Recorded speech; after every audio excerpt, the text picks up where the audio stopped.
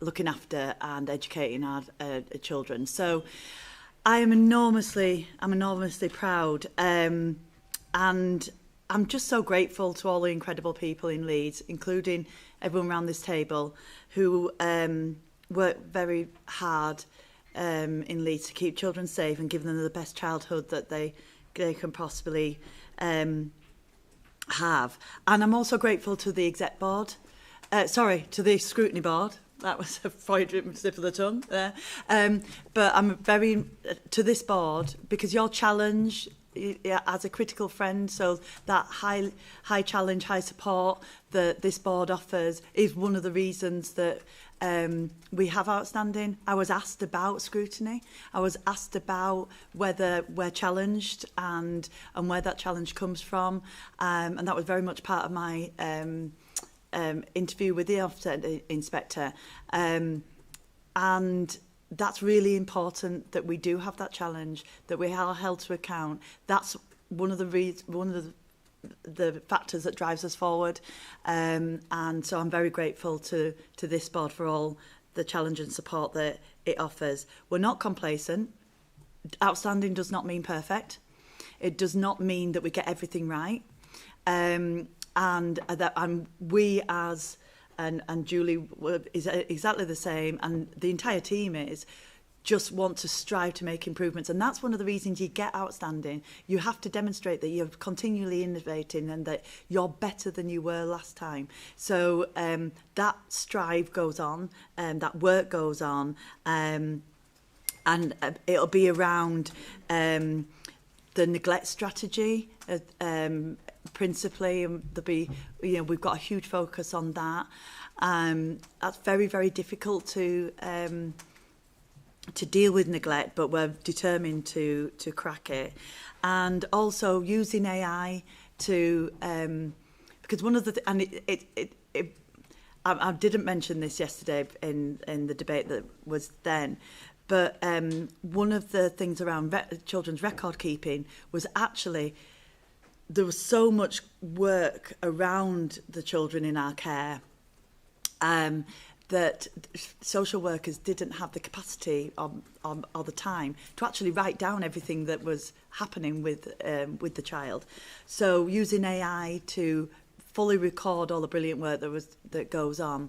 But if you'll indulge me, Chair, I just the people that I didn't mention yesterday, and I do want to talk about is actually our children and young people and care experienced adults themselves, and just how I want to thank them for their honesty, for their openness. Leeds kids are always honest and open, but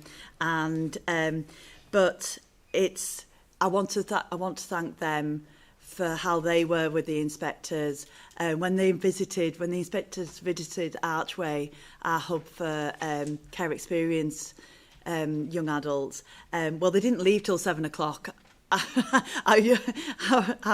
The people there, the young people there were like, they won't leave, and they were playing pool with them, and they were wanting to talk to them, and the inspectors were absolutely blown away, and the words impressive were used, and they're really impressive people, and I just want to say a huge thank to them.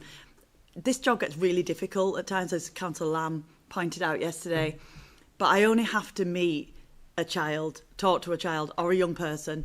Teenagers will always do it, and you get that joy from them. So I want to thank, and they make it all worthwhile. So I want to thank them. I'll stop there. Thank you, Councillor Hayden. Julie, would you like to comment? Yeah, thank you, Councillor Flynn. I suppose I'll start off really by saying, we are unique in terms of Leeds being, having an outcome now of outstanding on 3 consecutive ILACs. And that is down to the hard work of our frontline staff, staff right across the directorate, our partners, children, young people and families in the city who actually work alongside us, giving their time, sharing with us their their lived experience, you know, and their expertise through that lived experience to help us improve our services, to help us shape our service development, our service delivery, and we could not do, you know, what we do without them. As Councillor Hayden said, you know, absolutely, you know, whilst outstanding is a wonderful achievement, and it is a wonderful achievement in a core city, it does not mean, you know, and look at the agenda for this afternoon's meeting, it does not mean that we have not got more to do.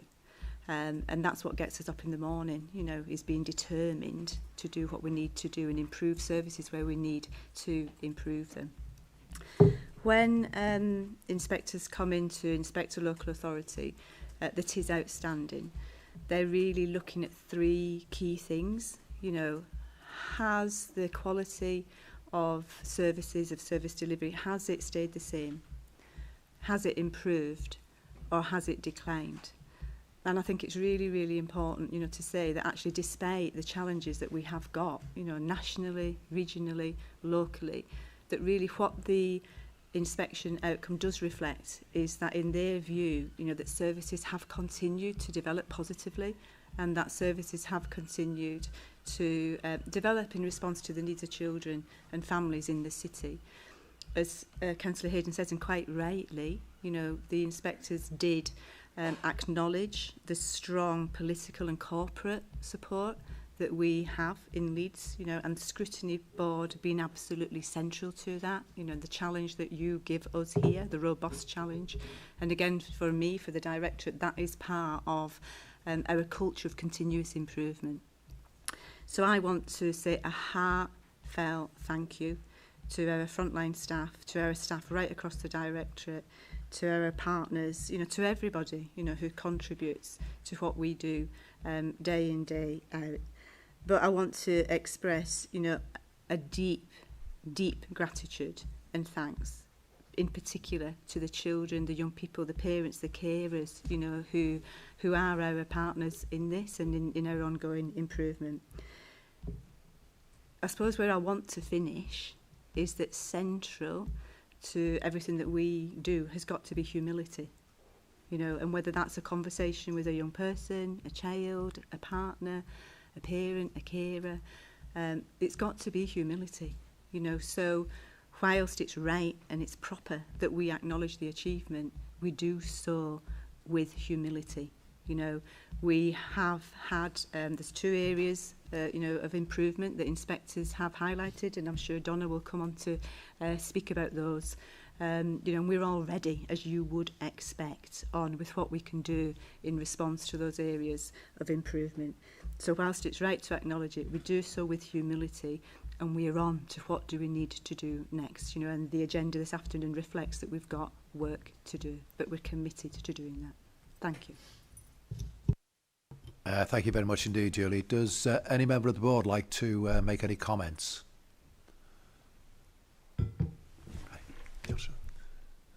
Councillor Gavani. Hiya, Joey. Thank you. Thanks for that. Just to clear something up that was said yesterday in the chamber, so we understand it.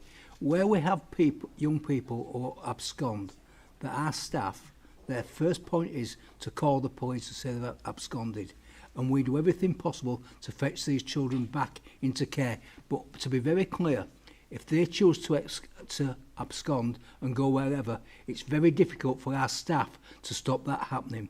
Would that be a fair comment? We work in the city, you know, and we've discussed, you know, in many a scrutiny board, the complex needs of the children who are in our care. I think this is my 41st year working with children and families, and we've talked here, you know, that I've never seen so much complexity of need, you know, in the lives of children and families. You know, and a lot of that, I suppose, being as a consequence of the experiences that children have had, you know, and in particular, you know, trauma, complex trauma. So we have to work restoratively with children. You know, we are corporate parents, you know, so we do have that corporate parental responsibility. And I suppose my benchmark as Director of Children's Services, and the benchmark for everybody in the Directorate, is what would I want for my own child, you know. So yes, you know, our staff, our partners do everything that they possibly can to offer children effective help and protection. You know, as I've already said and reflected, you know, this afternoon, we cannot do that on our own, and we have to have a partnership approach to that. And whether it's our health colleagues as statutory partners, our police as statutory partners, education, parents, carers, foster carers, whoever that is, it is a partnership and it's a team around the child. So, of course, we will do everything that we possibly can to ensure that children are located, you know, in the event that they do go missing from care. Can I just come back? to- Sorry. Oh, sorry. If I could just come into that. There's something around the complexity of our children in care, but also that they're teenagers. And do you know what? I think it was in year 9, my nephew, who's now 24, he won't appreciate this, but like, you know, he stayed after school to play football with his mates. He's autistic, so his mother was absolutely frantic because he'd never done that before, but he didn't think to phone her. And because he was playing football, he didn't answer his phone. That would be seen if he was a child looked after as a missing episode. No, he was playing football with his mates after school. So we've got to look at rather than calling and I know that the service does, and that team around the child, of not wanting to criminalise normal teenage behaviour. Having said that, in order to keep this, and so there is, you know, very detailed risk assessments around all the children in our care. And foster carers work with the police, our homes work with the police in terms of, you know, keeping them safe, making sure that they do come back, and then but doing it in a way that doesn't criminalise them unnecessarily. There's also the issue of, then we have our brilliant youth service teams who do the return interviews. And, you know, big shout out to them. They and we'll work with these, because often they end up in the city centre, and so the city centre team work really, really closely with them. So there's a whole complexity of work goes around there, but and many people, like saying the team around. But we've also got to remember that these are teenagers, and you know we do want to keep them safe, but we don't also want to put them in like prisons and you know not let them have a normal life as possible. Councillor Jones. What I didn't say was thank you and well done for the fantastic service that you've done. To achieve this repeatedly is a major achievement, and I think congratulations to everybody who works in that service, because this is an absolutely excellent report. And I get what you're saying, there's still bits to do, but there's always going to be bits to do no matter what you do. So, but at the end of the day, this is a great service, and I think it's something that this city can be very proud of, and our staff have done an amazing job to get to this position. So it's a big thank you from me. But I just wanted to clarify that, because there were a question just that implied something else. Yeah. Thank you, Councillor Jones. I'll perhaps just come back just to say as well, just to be clear as well, that in the ILAC, so this is the inspection framework that we've just been through, inspection of local authority children's services. You know, the services that are offered in relation to help and protection do cover that very issue. So children who go missing, whether that's from foster care, from it's a key area of scrutiny for the inspection. So again, I just want to offer that reassurance that in terms of children go missing, what we do in response to that, what we do to avoid that, our risk outside the home, our ROF pathway, all of that was a key feature of the inspection. Thank you, Julie. Any other comments? Yeah, Councillor Edwards. Thank you, Chair. And I'd also like to offer my congratulations. It is an outstanding report, and certainly in my dealings with everybody within leadership within the Directorate, I've been very impressed, not just with the responses, but also the thoughtful way in which challenge is dealt with. So thank you for that. I wanted to pick up on something on page 23. So it was in relation to child protection conferences. So I think the points that were made around the time. So there was a point that was made around the timeliness of child protection conferences and how it's moving in a positive trajectory. And so this is not in any way a criticism, because I think that the point around parental access and participation is really important, and it's well made. What reflections are there from your point of view, from a leadership point of view, of opportunities for developing that and improving that from a parent's perspective? And also, over the next page, on page 24, it was talking about child protection conferences being well attended by relevant professionals, children's voices being heard, which is really important, the parent advocacy support as well. Both of those things are really positive. So again, the same question, what opportunities do you feel there are for developing that further? Because there's so much positive stuff in here, and you have all done an incredible job, but it's always good to hear what reflections there are on how that can be improved further. Thank you. I'll come in. So in terms of child protection conferences, yes, absolutely. Sorry, a bit closer, apologies.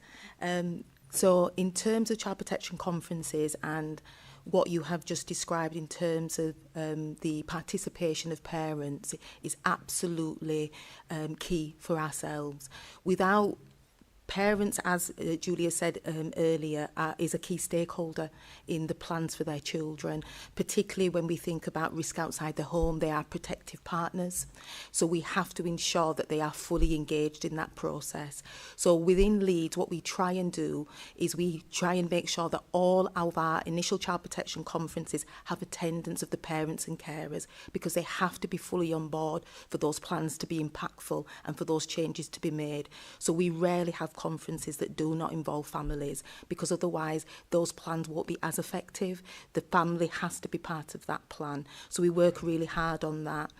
In terms of that, preparation is absolutely key. So we recognise that child protection conferences are really worrying for parents and carers to be part of. It can be really a scary place to be. So we do a lot of work with our social workers in that preparation work that they have to do to prepare families. So in terms of the reports that they write, they should be with parents at least 3 days before that conference, so they have time to digest the information, ask questions. The chairs of those meetings also have involvement with the parent prior to that meeting. So they give them a real opportunity to understand the format of the meeting, how it will be conducted, the role that they will play. And it is very much geared up for the family. So if a family says, I need a break, we absolutely pause that conference to give them time, because it can be really, really stressful for them. And I think you already mentioned our parents advocates. So that has been a real strength of ours. It's small, but we want to grow that. And the feedback that we've had is that's been a really beneficial for parents that have had opportunity to have advocates within that setting. So it is something that we want to grow. But obviously that's around getting the right volunteers, because they have to be people that have had, they've had lived experiences, but they've also at the right point in their life that they can be part of that service. And then there's a real specific training that they have to also undertake. So there's lots of work continuously going on in relation to growing that.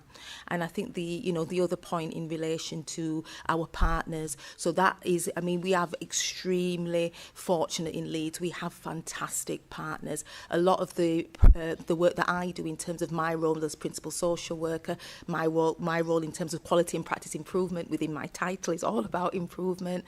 I work really closely with our partners who are absolutely brilliant. So we constantly working on making sure we have the right partners at these meetings, that they are able to offer that support to families in terms of that plan, because it is a multi-agency plan. It isn't a plan that is just being led by social work services. Every partner has to be part of that plan to achieve change for those children.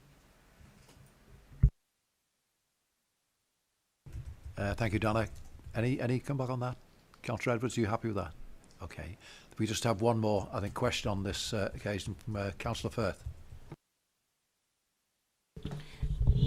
Thank you, Chair. And yes, absolutely. It needs to be noted that congratulations on achieving the treble.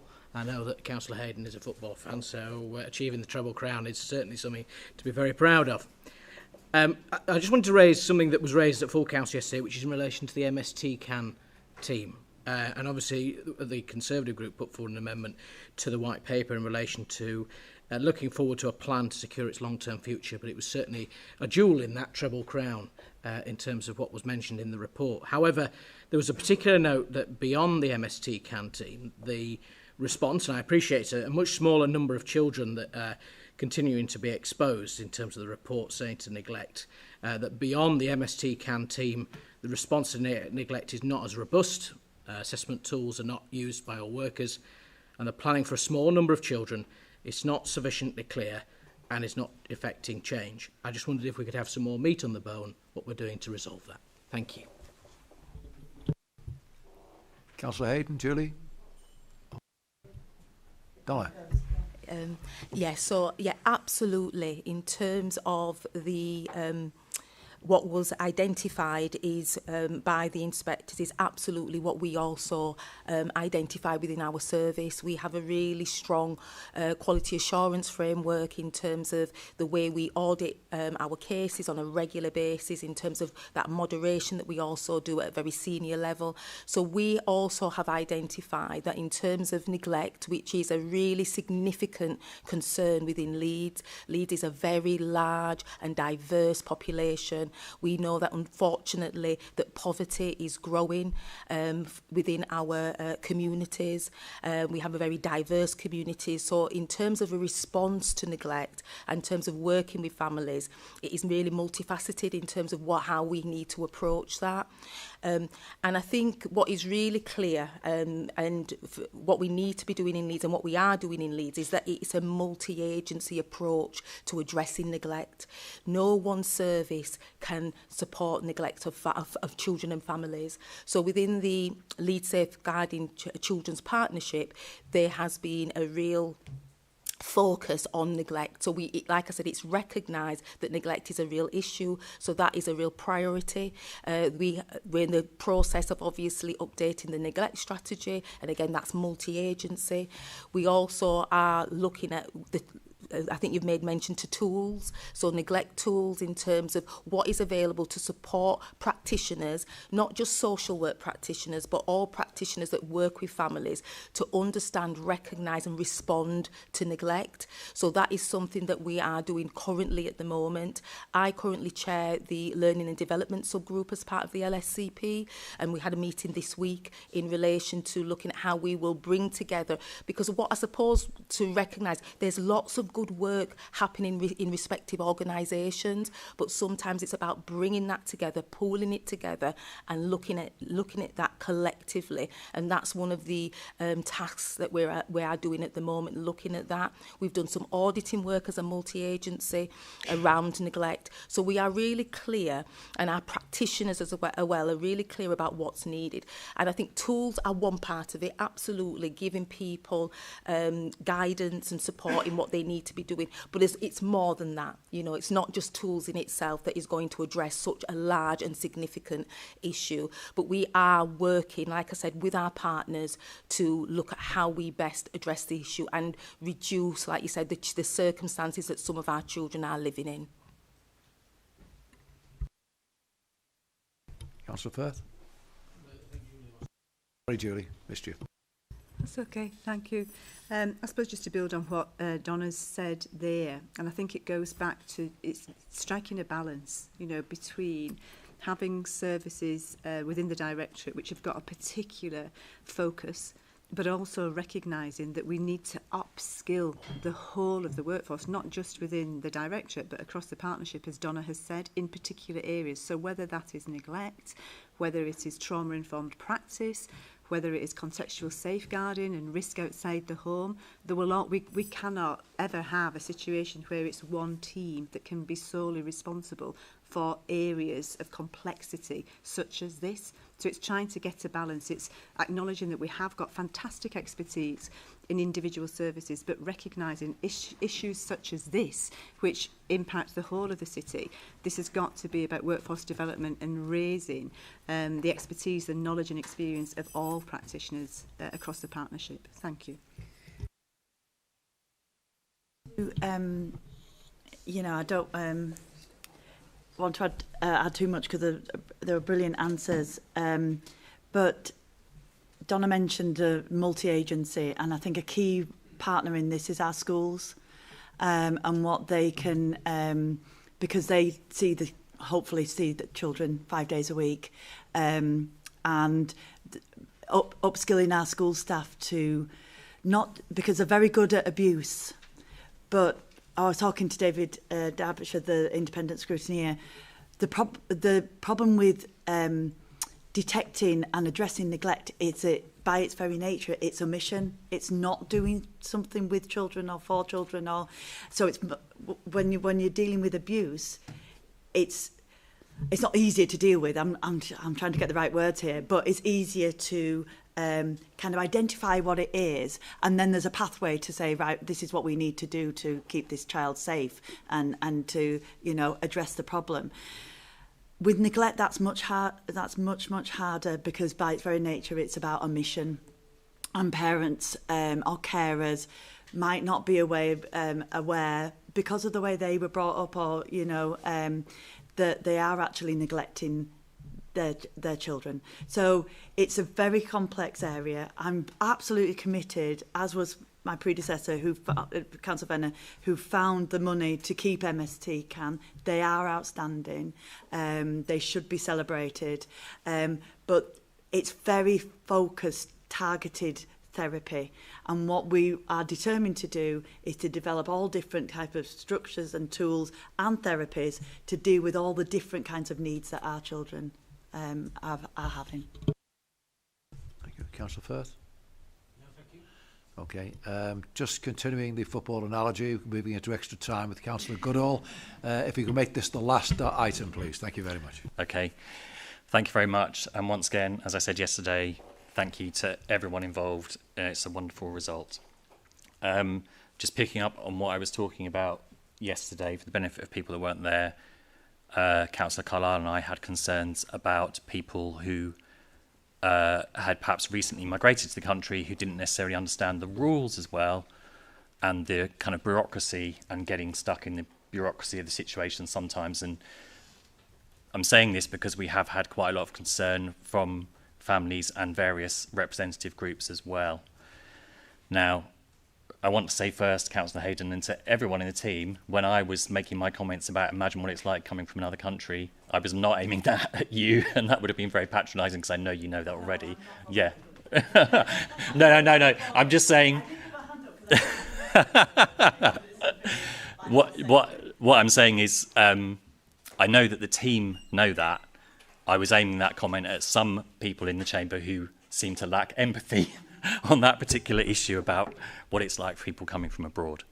So just to explain, so Councillor Carlisle contacted Ruth Terry and Farah Khan back in 2022 and had a very good meeting about this subject. Probably from both sides, unfortunately, it wasn't followed up at the time. So we admit that. But then I know that Councillor Carlisle asked about it again because he was reminded of it during the time of what happened in Hare Hills.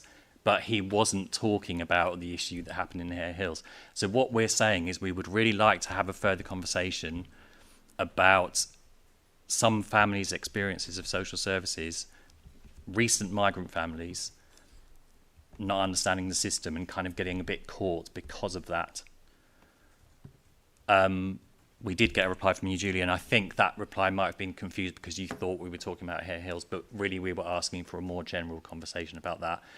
Some of those representative families did come to that initial meeting and were happy with it, but they just wanted a further discussion. So I just wanted to kind of clarify what we were saying yesterday. Anybody? Sorry, I didn't realise you'd finished, sorry. You know, we are here and we have a responsibility to all children and families in the city. You know, families, children from the global majority, you know, families, children from ethnically diverse background, you know, all children and families in the city. And key to that, you know, is our commitment to equality, diversity and inclusion. You know, and again, and I might bring Donna in, you know, just to talk about some of the work that we do around that, you know, to ensure, again, that as a directorate, as a partnership, that we are knowledgeable, you know, that we are able to develop experience, in relation to equality, diversity, inclusion. You know, helpfully again, the inspection report, you know, does set out that actually, you know, the workforce really do understand and do have, you know, an awareness and understanding and knowledge around the particular needs of particular communities in Leeds and are able to respond to those needs. And that's what the inspectors found when they came earlier this year. Again, you know, I say that in the knowledge that we've got to continue, you know, again, to develop that. You know, we have you know, growing communities in Leeds, but central to that is listening, you know, to parents, to carers, to children, to young people, about their experiences. I go back a while ago now, you know, where we have a deputy director's development session in the directorate where team managers, service delivery managers from all of our services are pulled together, and we had a whole session where children and young people in the city talked to us about what culture and identity meant for them. And actually it was very different to, you know, what I would think of in terms of culture and identity. So there's something here again about how we engage, you know, with the people that we are seeking to support and how we're listening to their views and their experiences. I'll perhaps bring Donna in maybe just to talk a little bit more about what we do to ensure that we're, you know, we're as responsive as we possibly can be. Okay, I mean, I think that there's two parts to it really, because we have a workforce that is growing in diversity, and that's exactly what we want. We want our workforce to reflect the families that are within our communities. So we are part of what we call the Social Care Workforce Race Equality Standards, which is through Skills for Care. So we're one of the local authorities across nationally that are part of that, and we've been part of that for a number of years now. I've literally come out of a meeting this morning with an action planning group within children and families that I lead on, and that is, like I said, we're looking at how we ensure that our workforce, we grow that, but that people are also, and their needs are identified and heard, that we address racism and discrimination. So we do that for our workforce, and we're working on that really, really hard. And then obviously there's our communities as well, and absolutely our diverse communities have reached out to us themselves to say there are times that we don't understand some of how it works.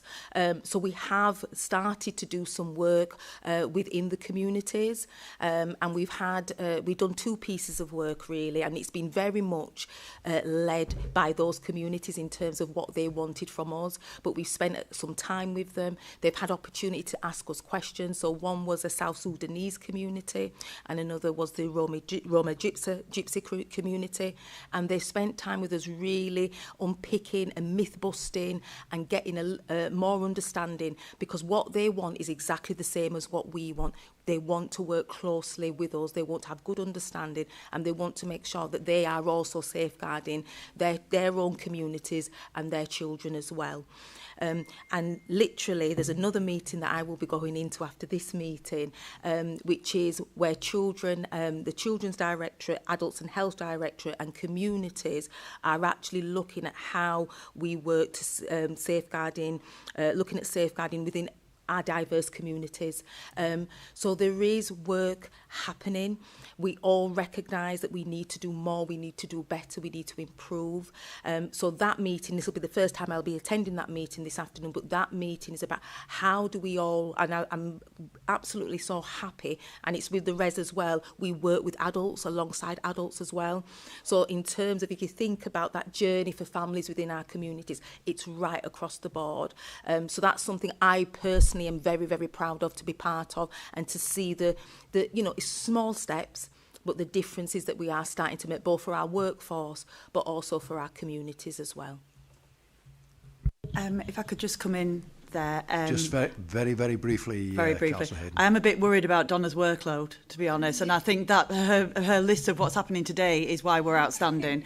But I just want to come back, because Councillor Goodall, you made an excellent point in Council yesterday about inflammatory remarks from both politicians and the media, and that's what damages children, or puts them at risk, sorry, and it was excellent. what I got upset about with Councillor Carlisle's speech yesterday was I found it inflammatory, talking about the police breaking down doors. The first that families knew about there was a problem was when their children were taken off them.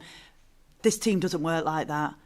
This team works as Donna's just described. So I would have a plea to all my colleagues about the type of language is used, as you very well made the point yesterday. Thank you. Thank you, Councillor Hayden. Councillor Goodall. Point accepted, and thank you. That's very useful information. Thank you. Thank you all very much indeed. We're moving on to the recommendations. Recommendations are to, we're asked to note and comment on the content of the report and appendices, which I think we've done in some detail, and endorse and support the work of the local authority and welcome the overall judgment of outstanding.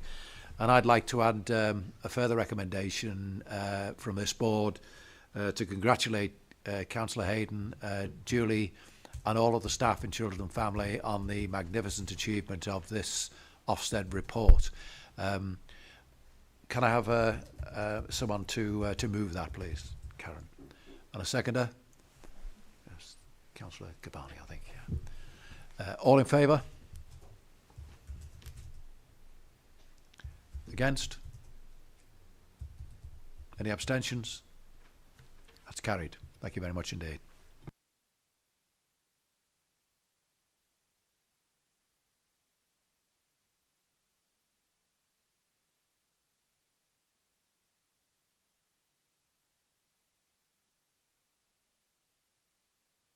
Is this for you, Phil, this one? Or who's going to pick up on this one? A couple of opening remarks. So this gives an update on the Leeds City Council's statutory duty to ensure there's sufficient accommodation for children looked after within the city. Again, I want to say a huge thank you to all our foster carers, residential staff and partners who continue to provide safe, nurturing environments for children and young people in care.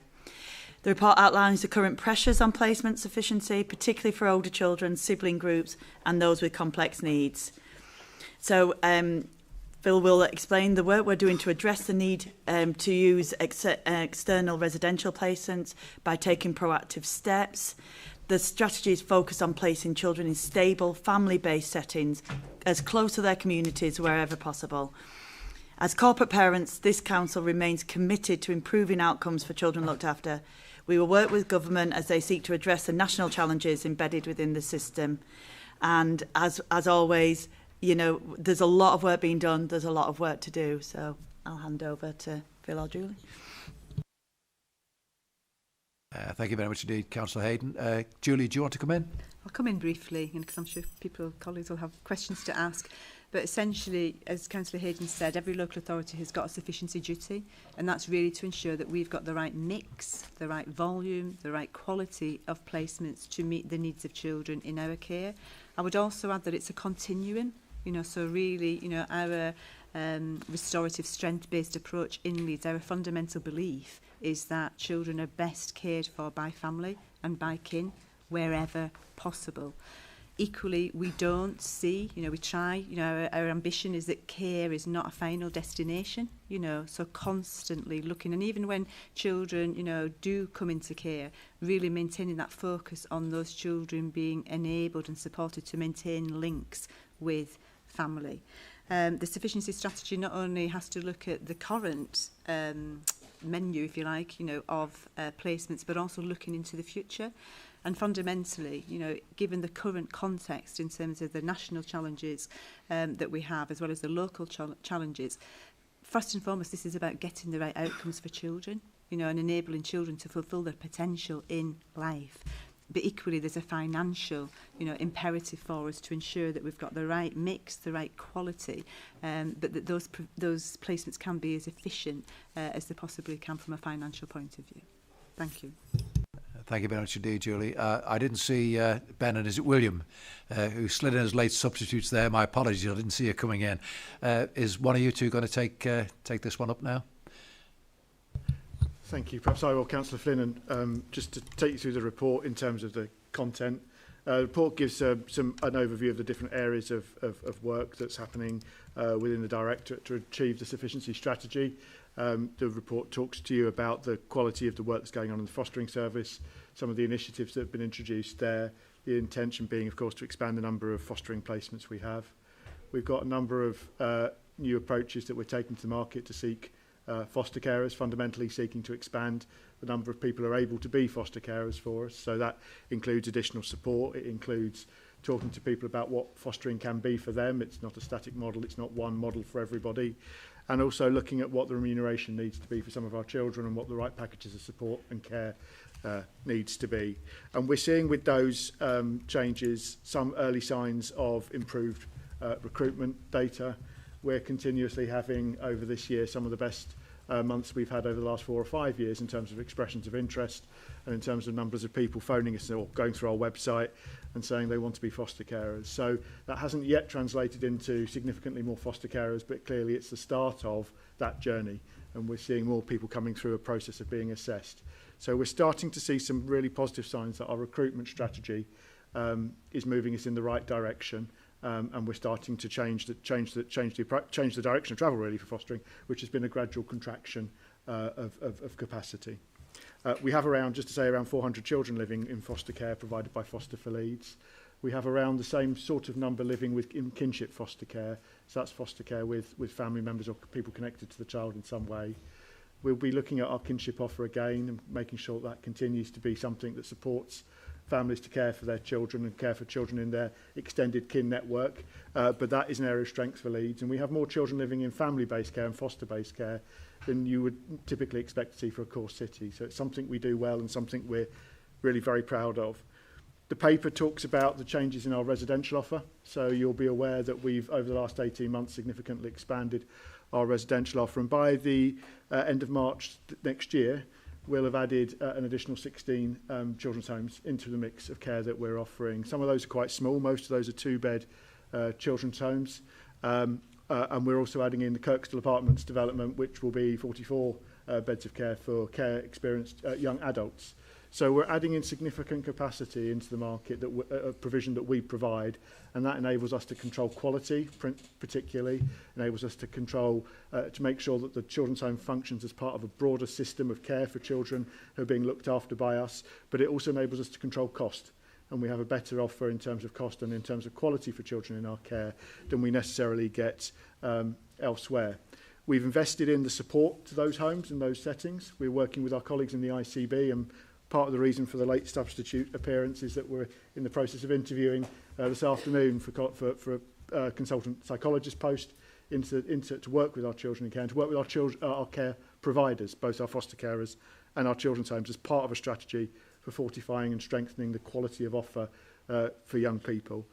We've expanded our ability to look after children on immediate notice. So occasionally, perhaps not so much occasionally, we get a requirement to look after children now. So we'll have a phone call saying a child's come into our care, they need care today. And that's a really challenging context, particularly if that child's got some quite challenging behaviours. So we have a capacity which we're investing further in to provide immediate care to that child in a way that allows us to hold them, to start to help them regulate, to start to help them get into a position where they're better able to manage. And that's an important part of what we're seeking to do. We've got some developments going on with the Department for Education, which will introduce more complex needs provision.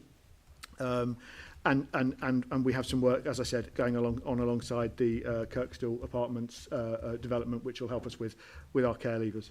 So overall, the paper gives you a sense of the range of activity that's going on to improve the quality of what we do, to improve the capacity of what we're doing and to increase our capacity, and to enable us to control the placement mix, to make sure we have the right children living in the right places, receiving the right type of care, importantly, care of the right quality and in a way that works for us. Thanks very much indeed, Ben. Just a couple of things I really should have mentioned at the start, but I'll mention it now. One's linked to the financial gap that the council is facing, and you'll be well aware that most of the financial gap that you're looking at towards the end of the year is around about children looked after. You are in the middle of, I think, of procuring in the third sector for bringing as many children back into Leeds, or certainly within the Leeds sort of orbit, as you possibly can. That's clearly a long-term sort of project, but I'd like a little bit more information on the timeline, assuming that it does go through.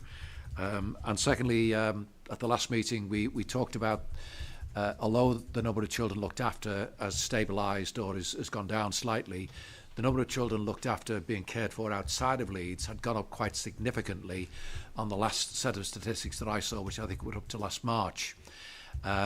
Presumably you'll have more information on that now, and I'd just like to know whether or not that trend has continued or if that's stabilised as well, because that will clearly have a pretty serious effect on what you're trying to do as a directorate.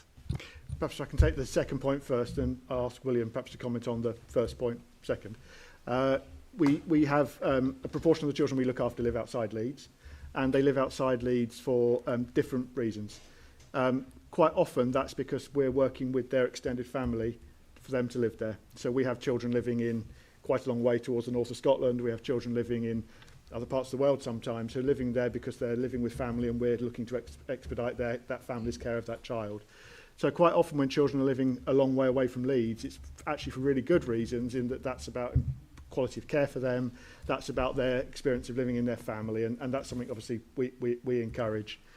We do sometimes have to go into the market and look for both family-based care, so with a foster carer and a private foster carer, or with a private children's home for a child, and sometimes we're looking for provision that's quite specialist, or we're looking for provision at quite short notice, and that puts us in a position where we need sometimes to look at placements outside of the Leeds area.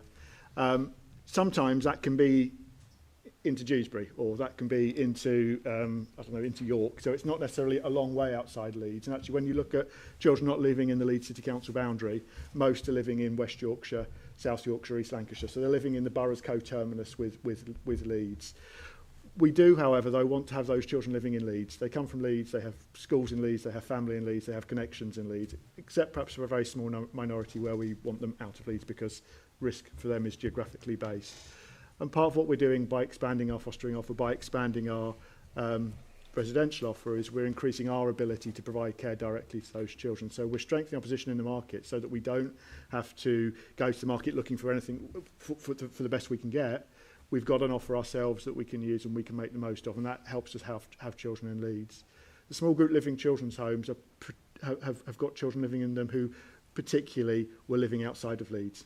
So that capacity is being used particularly for children who are in placements outside of Leeds and bringing them back into the Leeds city area. And part of the success we're seeing with those, because they're doing extremely well in looking after those young people and providing really good quality care, is related to those children's sense of being in their hometown and their home community and the support they get from support services. So the trend is, I think, flattening. I think we're at a point where I think we're starting to see what I hope are the starts of some improvement in these trends. We're just starting, I think, to get down our use of external residential placements, and I hope that continues to happen. It's not entirely in our control because we have to deal with demand and requirements. And I think likewise we're going to start to see the top of the curve in terms of children placed out there, and I'm optimistic that we'll bring that down. If that's okay, I'll perhaps just hand it to William in terms of the procurement of services. You're absolutely right that we've currently got an open tender that is in place to seek a different way to working with some of our external residential providers. So the open tender is around working in partnership with non-for-profit and third sector residential providers to look at a different model to delivering Leeds homes in the city for Leeds children. It's complicated, it's innovative, and it's different to the traditional kind of procurement and commissioning approaches we would normally take. We've started the process. We will enter into a dialogue phase with about 4 or 5 providers in the next few weeks. We're seeking to work through some of those complexities.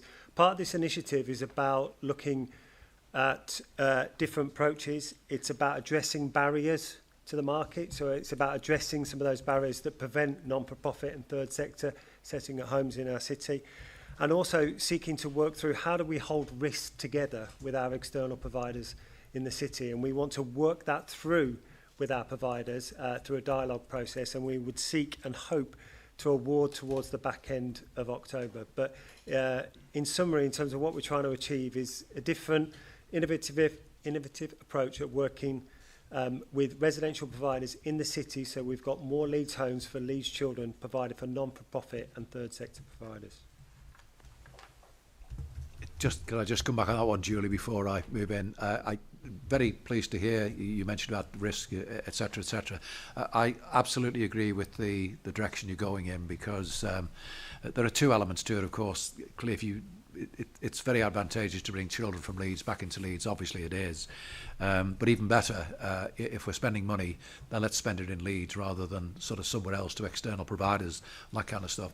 My only concern would be about the quality of sort of care that if you're changing the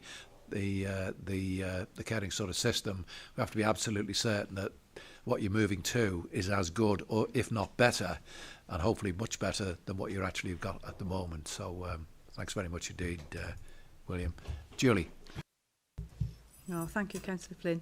I think, as William says, it is innovative. And I think when we've set out on this journey, it's really recognising that we've got a national broken system, of private providers who are making huge profits, actually delivering quite poor quality care to children, and in turn, children not achieving the outcomes that we would want them to achieve. So this is us really, as a director, thinking about actually how can we work with the voluntary sector to develop a model, a different model, where actually, the focus is on investing back into Leeds, investing back into quality, back into innovation, back into outcomes for children. So there's quite a lot of interest in this really, regionally and nationally. I think it is again about us trying to innovate, constantly trying to innovate to respond to the context that we're working within presently. So it's early days, and I suppose it's important to say we're finding our way with this, but I think it's a really positive development. And the other thing as well is, I think, thinking about the third sector, and having worked for 10 years in the third sector myself prior to coming to Leeds, there are there's strengths, there's real strengths that we can learn from in relation to the third sector, and having that partnership, there's things that they do better than us, so there's something about actually coming together in different sectors, collectively to meet the needs of children. I think there will be a real strength in that. And the other thing to say is this is not just about increasing our numbers of children's homes or expanding our provision. This is about actually, how is this going to look different? How is it going to look better? How is it, how are we going to innovate and continue to develop to better meet the children and families? So it's about ambition. It's not just about having more. Well, it's a sort of win-win situation in the sense that the third sector are suffering in exactly the same way as everywhere else in terms of funding. So if they can provide the sort of quality of care that we're looking for, then it really is a win-win situation, I think, isn't it? Yes, I just wondered whether you'd looked at foyer-type projects through the Foyer Foundation. We haven't specifically as yet, but we do have in mind that we need to turn our attention to particularly the range of provision we have for young people aged 16 and above in supported accommodation and then young care leavers. So I think it's not something that we've looked at right now, but I do know the Foyer model. I worked with Foyer in Doncaster when that was established quite a long time ago now, and I think it's certainly a model that offers us some strengths and some benefits. We do have in mind that we will start to look in a more structured way at our supported accommodation provision in the autumn and then going into next year. We recognise we need to do some work there. So the Foyer model will very much be in our minds when we look at that, as will a number of others. There's a number of innovative opportunities and models that are happening across the UK, and we want to be part of that, and we want to be in the forefront of that.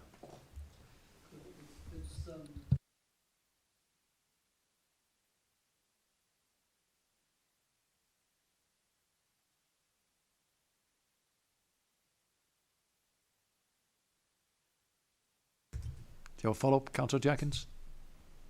No? You okay? Councillor Downs. Thanks, Chair.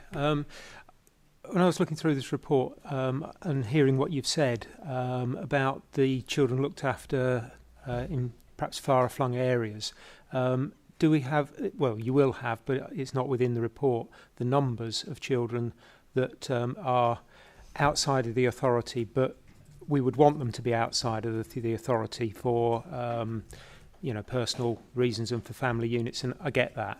But also, as a supplementary to that, is there any time when those children would then be transferred to another authority if they're living with a family outside of our authority? Does the care for them transfer? And then the other thing is, there is also the ones within, perhaps within West Yorkshire or North Yorkshire, that we would perhaps want them to come within Leeds, but we haven't got provision here. And I think it'd be useful to understand the numbers there. And you said that you're hoping that they're reducing, or you're planning to get them reduced. I think if we have a timeline of numbers so that we can see how that is progressing, so that we can understand how effective this policy is, because it will help our authorities, hopefully help our authorities' budget, but also it will help people within our community who will benefit, you know, who will keep the money within the authority, as it were. Thank you. Several things to respond to there. So we do have a clear sense of the number of children who live in Leeds and who don't live in Leeds, and we have an understanding of the types of care that they're living in. I don't have a specific figure for you right now that I could share that would say these are the children we think should stay where they are, and these are the numbers. They're living with family, they're living in placements that are really meeting their needs, they're doing extremely well. With those children who we might like to bring back to Leeds. What I would say is the majority of children living outside of Leeds, we are comfortable with them living outside of Leeds, and we're comfortable with the quality of care they're receiving. There are some children outside Leeds that we want to bring back, and we want to work with in our city and in our systems. Children living outside of Leeds remain our responsibility while they're looked after by us, and whilst we're the corporate parent, and they may be our responsibility for some time to come when it comes to things like their social work support and their social care needs. Broader types of needs, for instance, their educational needs or their health needs, sit with the local with the provider in the area in which they're living. So it's a bit of a mixed picture, and it very much depends on what specific, it depends on the needs of the child and specifically which part of it we're thinking about. The challenge for us is, of course, to make sure that that local system is meeting our child's needs, and we work very closely with our virtual school, we work very closely with our CLA, our children looked after nurses, and with colleagues in the ICB to make sure that where children are living outside of area and where if we have some questions about the quality of support they're receiving, that's addressed quickly, it's escalated quickly, and it's resolved, importantly, really quickly. So the quality of the care and the way in which children are supported is really important to us, and we work with partners to make sure that it's right for children not living in Leeds. We do have a group of children we want to bring back, and we're actively working on what that pathway looks like for them. We review our children placed out of area in external residential placements, particularly every week. We have a cohort of children identified from that are our priority cohort to bring back into city, and we're planning the work around them, so which school will they go to, who will support their health needs, where will they live, that sort of stuff. And that's part of our strategy for trying to reduce our use of that type of residential care particularly. A lot of the children living in family-based care outside of the city are doing very well, and particularly those living with their own families or people they're connected to in some way. I think you're absolutely right, and picks up the point that Councillor Finn was making. We provide services in Leeds, and we spend the Leeds pound in Leeds. We support Leeds communities with that pound.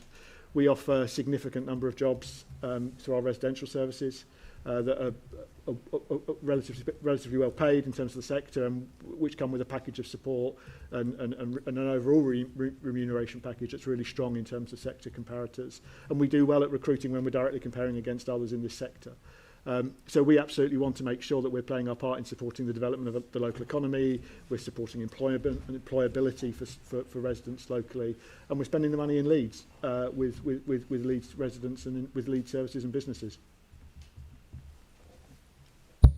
follow, Councillor Yeah, just briefly. So my original question was about the numbers and the amounts really spent to understand how much of the authority's money is going out of the authority and what numbers of children are involved and what you say that you're happy with, and I haven't got a problem if they are placed and they're happy and you don't want to bring them back, but I'm also really looking at the ones that perhaps we would like to bring back, and if it's possible to have a number and a financial sort of impact of that.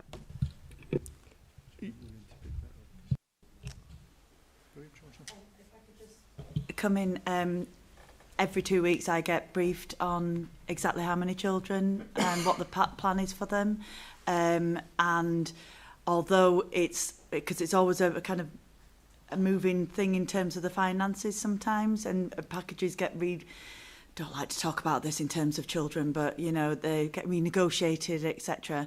So I also attend oversight meetings with Councillor Cooper where we actually look in detail at the finances. But any member of council is welcome to come to our corporate parenting board, where there's sometimes a map available of just where, and I kind of want to go on a visit to the child who's living in France. That would be nice. But please do come along to the corporate parenting board, where there's all the statistics and the data for all our children looked after and their destinations, what's happening with them in terms of education, where they're living. Obviously, they're in Leeds. It's not that detailed, but so if they're outside, we've got. It's an open invitation. You are a corporate parent along with the rest of us, so please do. But that level of detail in terms of how many children. I even know their names, so you can rest assured that the first names, that there's very robust oversight, and I am very well briefed. And if you do want more information, then please come along to the corporate parenting board. Just two things to add. As Ben said, we monitor the young people that are placed at distance. I was just looking at the corporate parenting board data that was shared, and Leeds is just over 30% against a national benchmark of 40%, so we're doing favourably in terms of the national benchmark. In terms of a direct answer to your question, we can provide you with the spend of external placements outside of the city, and we can provide you with that number.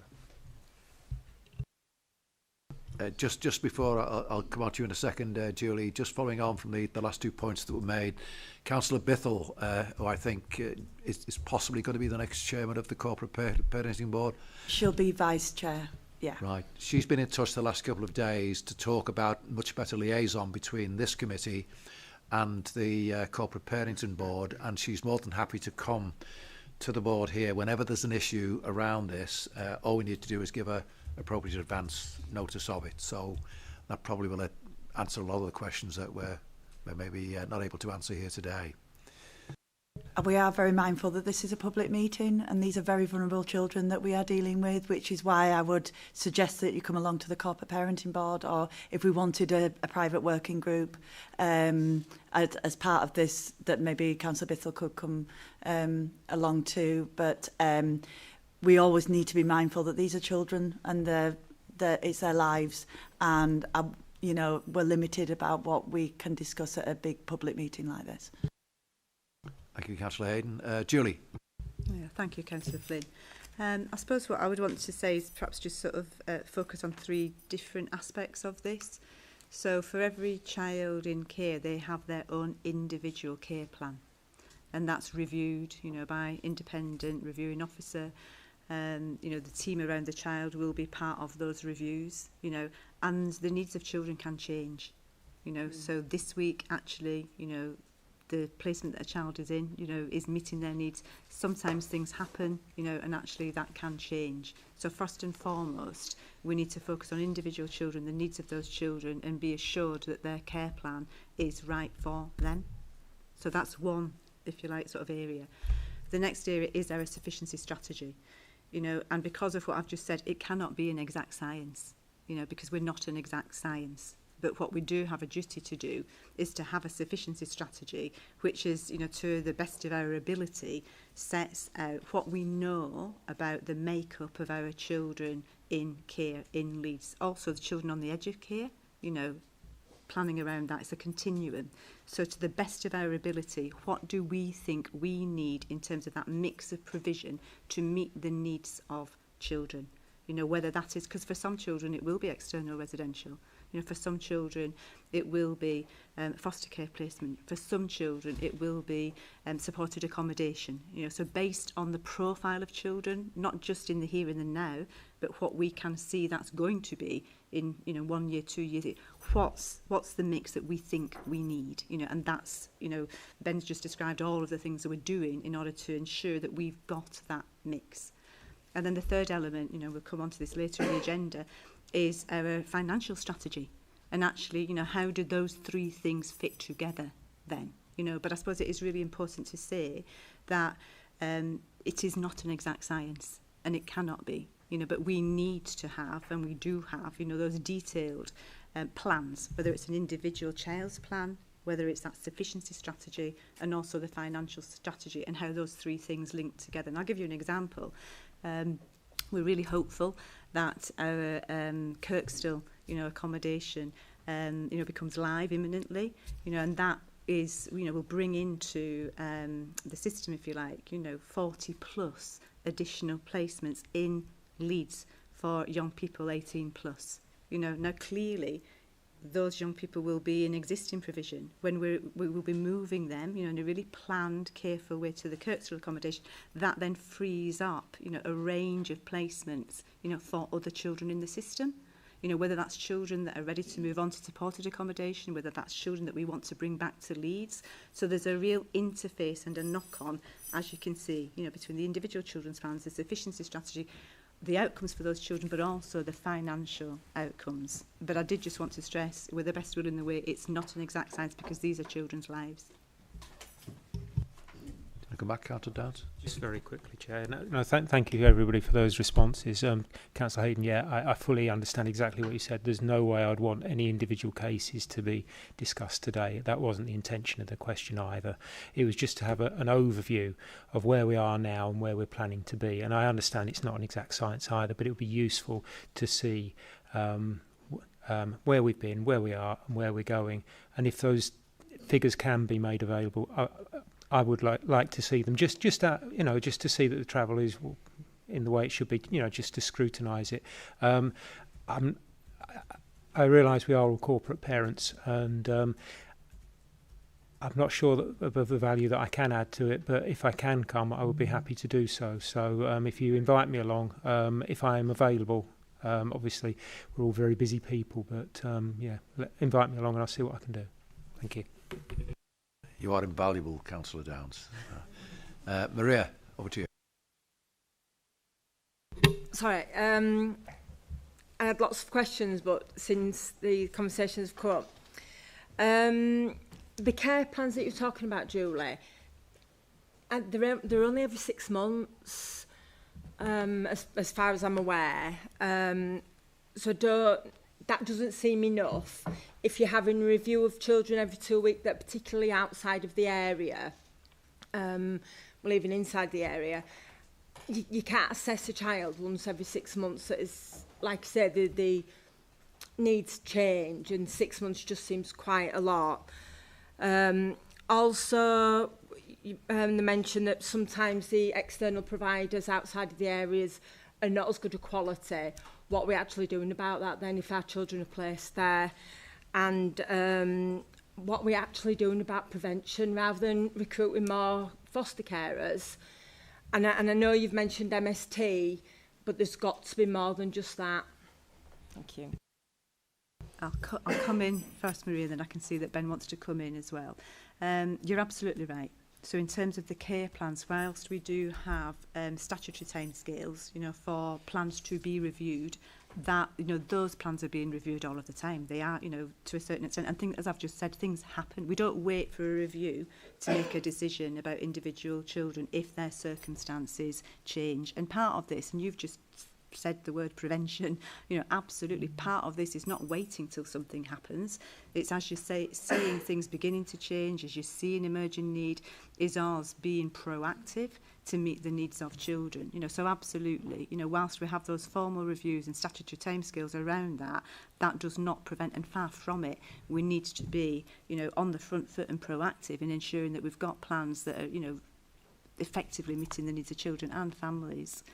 In terms of the quality, again, you're right, you know, and again, this is the national situation that we find ourselves in, that we do have external providers who are not, you know, delivering the quality of care that we would expect to see. And I'll hand over to William in a minute. He can talk about some of the work that we're doing through our commissioning colleagues, you know, to address that.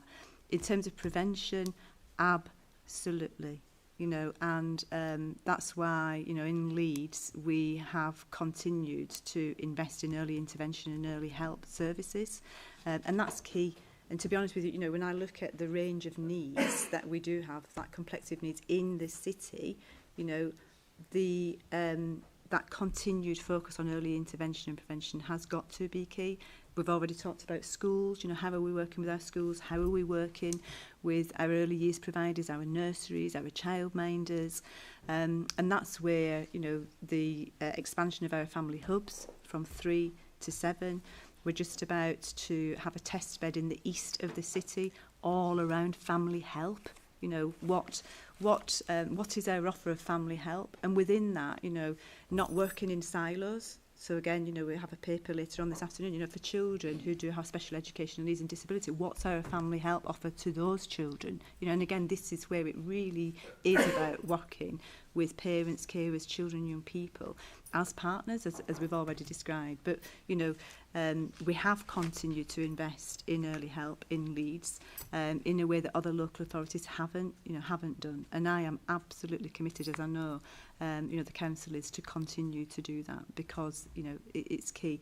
Ben might want to talk about some of the services that we are establishing for children who are at risk of coming into care, because there's a lot of developments in that area as well. So I'll perhaps hand over to William to answer the quality question in terms of commission, or add some more to that, and then Ben just to touch on what we're developing in relation to early help. As Julie said, there is challenge in the external market in terms of the quality of provision, but we have a really strong quality assurance framework in place to check, challenge and give us the assurance of the quality of that provision. That's at the point of placement, when we make the decision about that placement, and then on an ongoing basis. So there's lots of information, evidence and things that we do to check, challenge and give us oversight into the quality of that provision. Obviously we work alongside Ofsted, so Ofsted are also inspecting, regulating and provide oversight to those providers, and we look at what Ofsted are telling us so that can inform that. And that quality assurance framework is a multidisciplinary framework, so commissioning are involved, but also our social workers, education professionals, all the other people that are wrapped around the support of that young people are part of giving us assurance of the quality of that residential provision. And then when we get information, we try to proactively address that with our providers where there are concerns. Just to come in on prevention work, we've got a number of initiatives running at the moment. So you mentioned multi-systemic therapy teams, and Leeds is unique in running 4 multi-systemic therapy teams. One of those teams is taking part in some national trials and evaluation of the work. So again, contributing to the research we're doing. We have a strong legacy of doing family group conferences and support for families, trying to help them support their decision making and support their problem solving to look after their children. But we do want to do more. So we've got some very well developed plans to look at our edge of care offer, and we'll be taking forward some plans in the autumn to bring into existence a new team that will provide support specifically to families where we're really concerned that a child's going to come into care. We absolutely need to prevent children being looked after by us, and part of the conversation we have when we're thinking about a child's care needs is, could we help the family do more?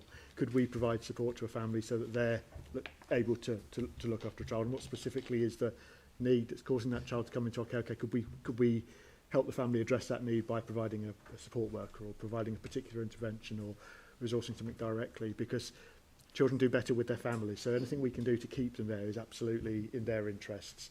and it's absolutely in ours because that's our values and that's our approach as a city and as a group of people.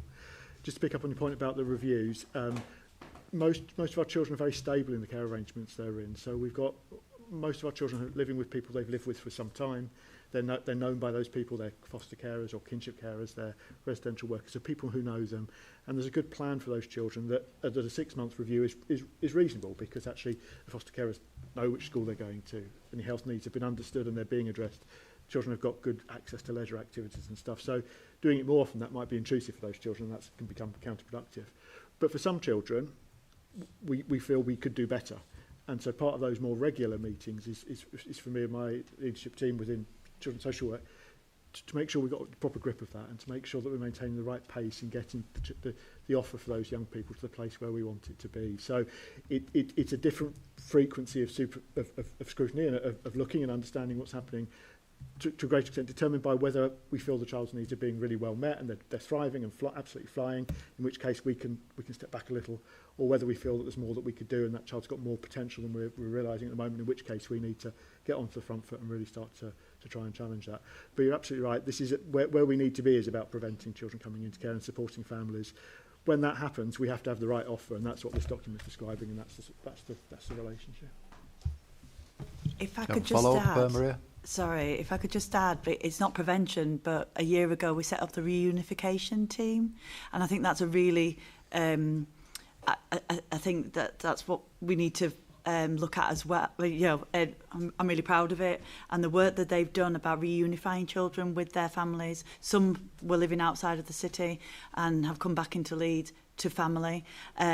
It's a complex and delicate and time, you know, it can take time, the process, because you need to get it right and you need to have family. Sometimes housing is the barrier to reunification, because parents just don't have the space or the suitable accommodation.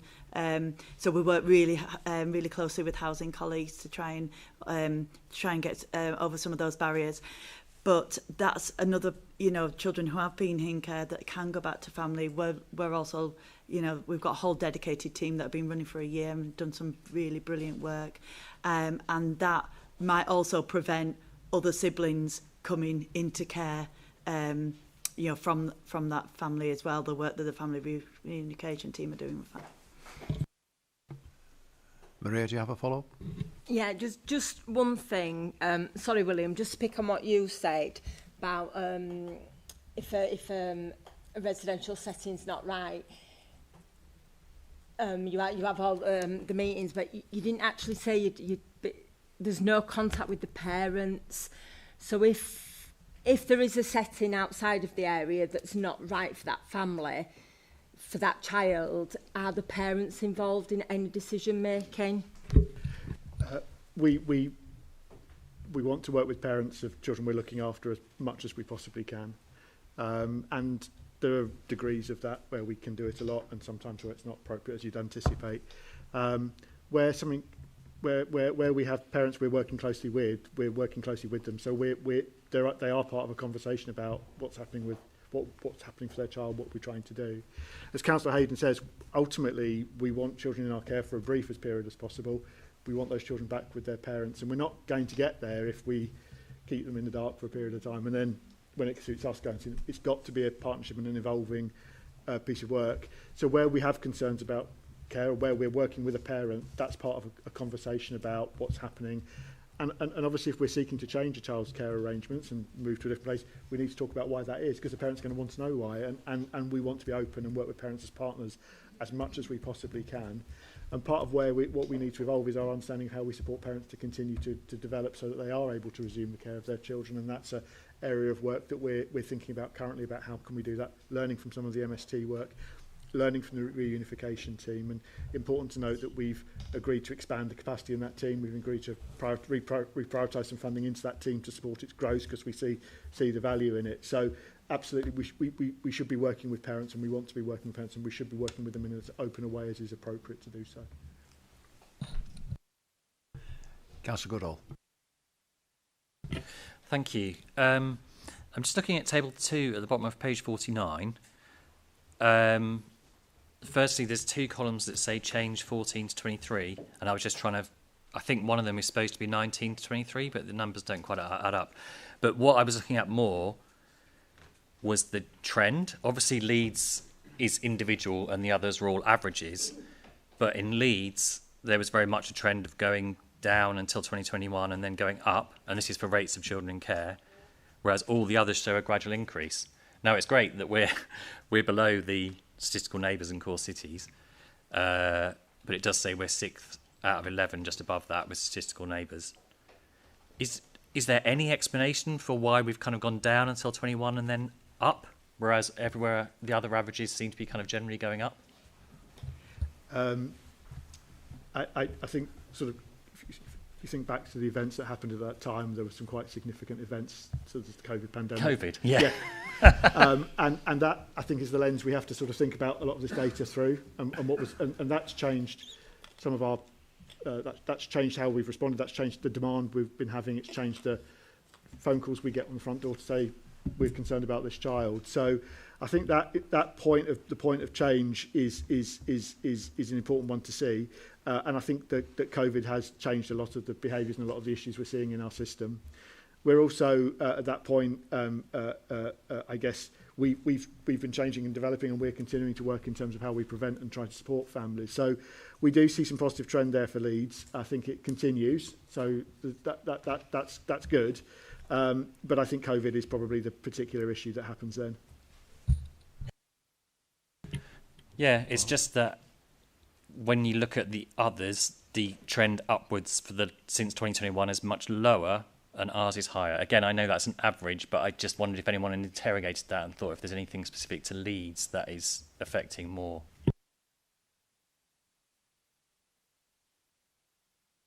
I think that the change is a bit higher, but I think there's a range within that trend of change that's going to be there, and we're slightly above it. So I think what we've been more concerned about is not so much our relationship with other local authorities, but is more, have we got the right, are we looking after the right children in the right way, and can we reduce those numbers, and can we reduce those numbers of children in our care safely? And so you'll know that one of our key focus is on the ability to return to reduce the number of children in care safely, so that we'll return those children to family. So we did see an uptick there. We saw an uptick, as I said, at the end of COVID. We've seen that trend flattening off, and we're starting to see that trend coming down, and the last few months have seen a sustained reduction in the rate per 10,000 and the overall number. So it is something that we've looked at, but I think our focus is more on the individual experiences of the children in our city and have we got it right for their care. And part of the conversation that Ofsted helps us with is in understanding that in a lot of ways we are getting the care for our children right and the support for our children right, and we're working with the right children in the right way. So I think we are slightly out of kilter with it, but I think our view is that the practice that's behind that is solid, and the children are receiving the right offer and the right support, and the right support in the right way. Okay, thank you. Helen. I've got a couple of questions. One is I just wanted to know what the acronym MST stands for. And then second, I've got a question. How frequent are the check-ins with the external providers on quality, and do these check-ins involve speaking to the children? And also, just to finally add, just listening to you talking about the looked after children, it's really clear from how you speak about them, how you know them, and how much you care. Thank you. MST is multi-systemic therapy. Right, and then there's 3 adaptations. There's the standard one, which is the standard one. There's CAN, which is the child abuse and neglect adaptation of multi-systemic therapy. And then we do MST Return Home, which doesn't use the acronym, it used to be called FIT, Families in Transition. So it's multi-systemic therapy, and it's an approach. William, do you want to pick up the second point? So that was about the regularity of the quality assurance visits. Got a lot of young people in external residential, and we try to do that as regular as possible. We would have a visit from commissioning into a residential provider at least every 6 months across a year. But it's really important to recognise, as part of our quality assurance framework, it's not just about what we do in commissioning. When I talked previously, we talked about that multidisciplinary approach that we take to quality assurance. Social workers and other professionals are visiting our children and young people really regularly, and what we work on is that when a social worker is visiting a child, that they will come back and feed any concerns or worries that they have about that provider, and then that can be actioned from commissioning and other professionals across the council. It's also important to reference in terms of that quality assurance framework that there are other people looking at the quality of residential provisions. As part of the children's homes regulations, every children's home has to have an independent monthly visit from a professional. It's called a Regulation 44 report, which goes in every month. It's an independent person. That report comes to social workers, it comes back into commission, it comes back into the council. It's a very detailed report from an independent person that gives us some feedback about the quality of that residential provider and the quality of that provision. And just to add, the Reg 44 inspections and the Ofsted inspections all involve a lot of opportunity for children to contribute their experiences of their care. Obviously, their social workers will visit them regularly. Our nursing colleagues and the children looked after nurses will see those young people. Those young people will all have personal education plans, so we'll have the virtual school supporting those young people. So we don't rely on any one perspective on a home. We rely on the consistency of the picture across a number of different points of view, and that's how we're assured that our children are being looked after well, because it's quite a big deal to let somebody else look after your children, and we take that really, really seriously. Julie. Yeah, I think the points that Ben and William have just made are key.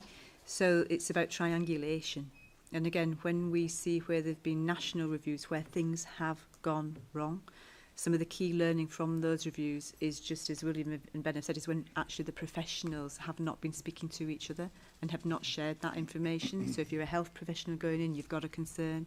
If you're a social worker who's undertaken your statutory visit and a child's told you something, or you've observed something, or you've felt something, that actually people are not sharing that or triangulating that to get the full picture, you know. And again, you know, all safeguarding children, as we know, is about having the full picture. So there's a lot of work that goes on, you know, and processes, practice that are in place to make sure that there's an emphasis on sharing and then triangulating the information so that we've got the full picture and the big picture. Follow up, Helen? Okay. Any more comments? Kate, coming in the last minute. Thank you. I mean, I just want to congratulate you on the amount of work that you've done to improve the provision for looked after children. I think it's really impressive, actually, because I've been on this board for quite a long time now. And historically, I worked with children's services and legal, so I have a bit of knowledge about the difficulties in relation to this area. And I think it's really impressive, actually, what you've been able to achieve in the last 12 months, 18 months. I just had a couple of questions around special guardianship, which I know has come up in the past on the board, because I noted that you're going to undertake a review of SGOs, and just in relation to looked after children who do live with family or friends under kinship care. How does the special guardianship sort of financial provision compare to the financial provision that family members would receive if they're looking after their relative children under care orders?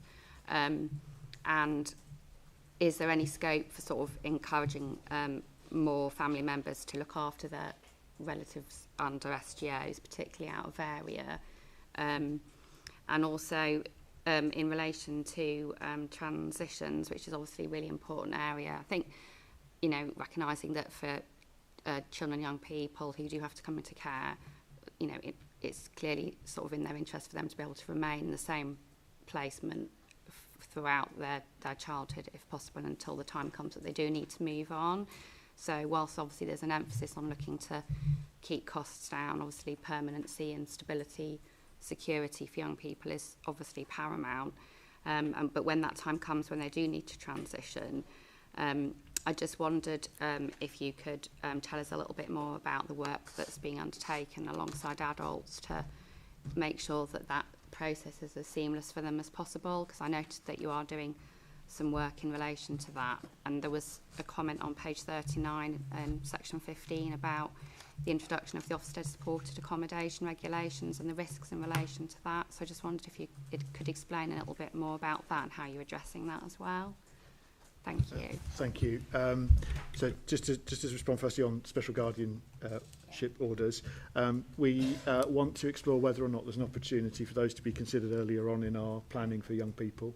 And we think there may be. So we've got some work reviewing that and just trying to understand, are we proposing those as in as timely way as we could, and could we do more to secure permanence in that way for young people much earlier. Support for special guardians it should be exactly the same as support for kinship carers, and within the policy should be exactly the same as for foster carers. So we don't want the difference to be your status, if you like. If you're looked after under special guardianship, you don't have a social worker and you don't have our involvement in that way. But we want the support to you and your family to mirror what it would be if you were with a kinship carer, and we have an offer that reflects that. And so we're very much keen that people don't see being a special guardian as the sort of poor relative. We want it to have the same offer of support from us, because fundamentally it works better for the young people and it works better for us, in all honesty. So we're keen to do that as much as we can. I think there are opportunities to develop, as I say, the offer for special guardians, and we continue to look at that, and we continue to think about how we're using it and whether we can do more with that. In terms of the supported accommodation issues and the challenges there, for a lot of the providers in that area, it was the first time they'd been regulated in this way by Ofsted. So there was and there is, and there continues to be quite a bit of learning about what that means and what that looks like. We're quite experienced as an organisation being regulated by Ofsted, not only in terms of the ILACs, but in terms of the routine inspection of our children's homes. And by the end of March, we'll be having one every 1 or 2 weeks. So we're going to be very busy with seeing Ofsted every week or every other week, whatever it happens to be. So part of what we're trying to do is to support those colleagues in terms of our experience and knowledge about being a regulated provider and understanding that. And there is something about understanding what you're saying to Ofsted and being prepared. You know, the inspections that go well for us are the ones that finish quickly, because actually the manager's been really well prepared, knowing exactly what the inspector wants, and the inspector asks for it and they get it very quickly. And we know that Ofsted check, they measure how long.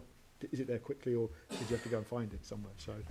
So we are seeking to work with providers with that, and we're seeking to work with providers to make sure that the quality of what they're offering is good enough from our point of view and is good enough from the regulator's point of view, and provide support to them to achieve that.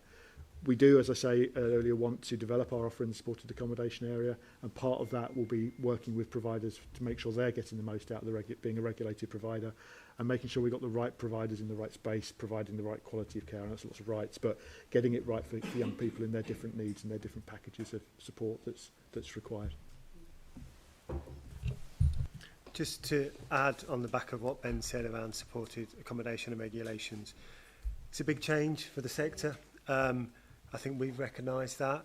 We've done a lot of work working with our providers to prepare them for the implications, prepare them for the registration, and then prepare them for the inspection. All our supported accommodation providers are registered, so they've all registered in line with the deadline that was set. We've had about 4 providers that have been inspected, with a variety of different responses. What's been really key of each of those providers that have been inspected, where needed, we've then worked with them to have an improvement plan to address the issues that Ofsted have identified. But at every inspection, what we're seeking to do, as Ben has said, is draw the learning out and then share that across the sector, because it is a big change, it is a big shift for them. For some of our providers, it's new, but we would welcome it, because ultimately it's going to raise the quality, it's going to raise the oversight and give us greater assurance of that critical provision.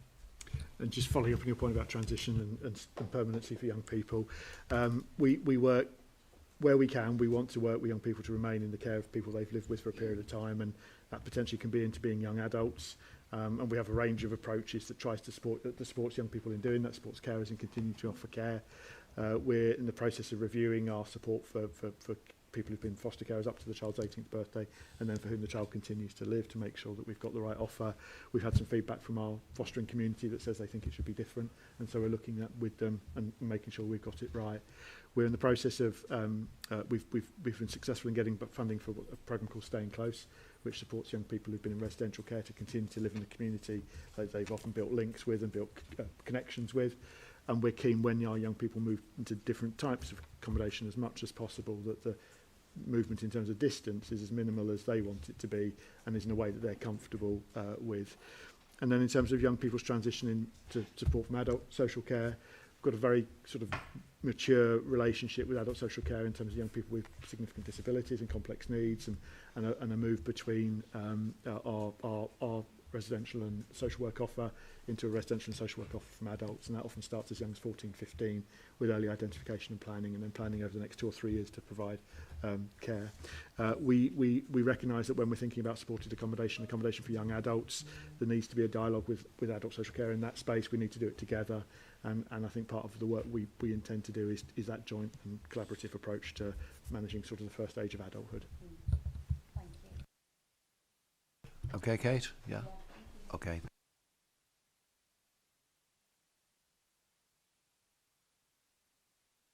Thank you very much indeed. If we can then move on to the recommendation item.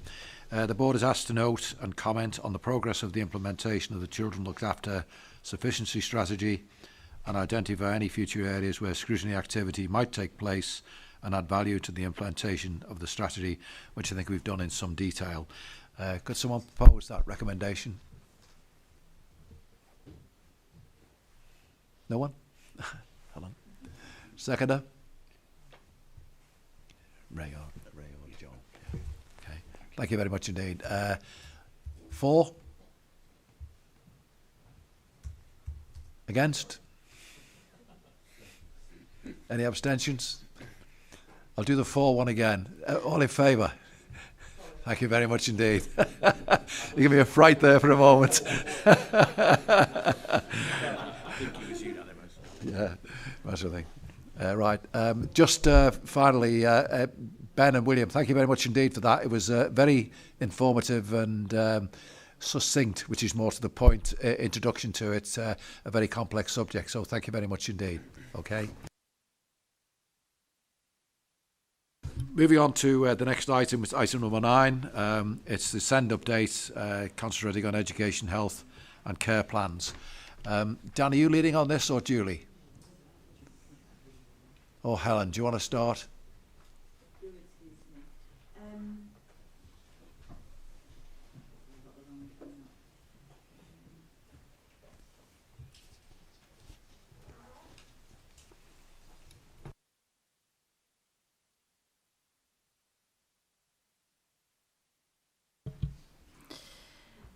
Thank you. So this update report is on our work on the education, health and care plans, or as they're known, EHCPs.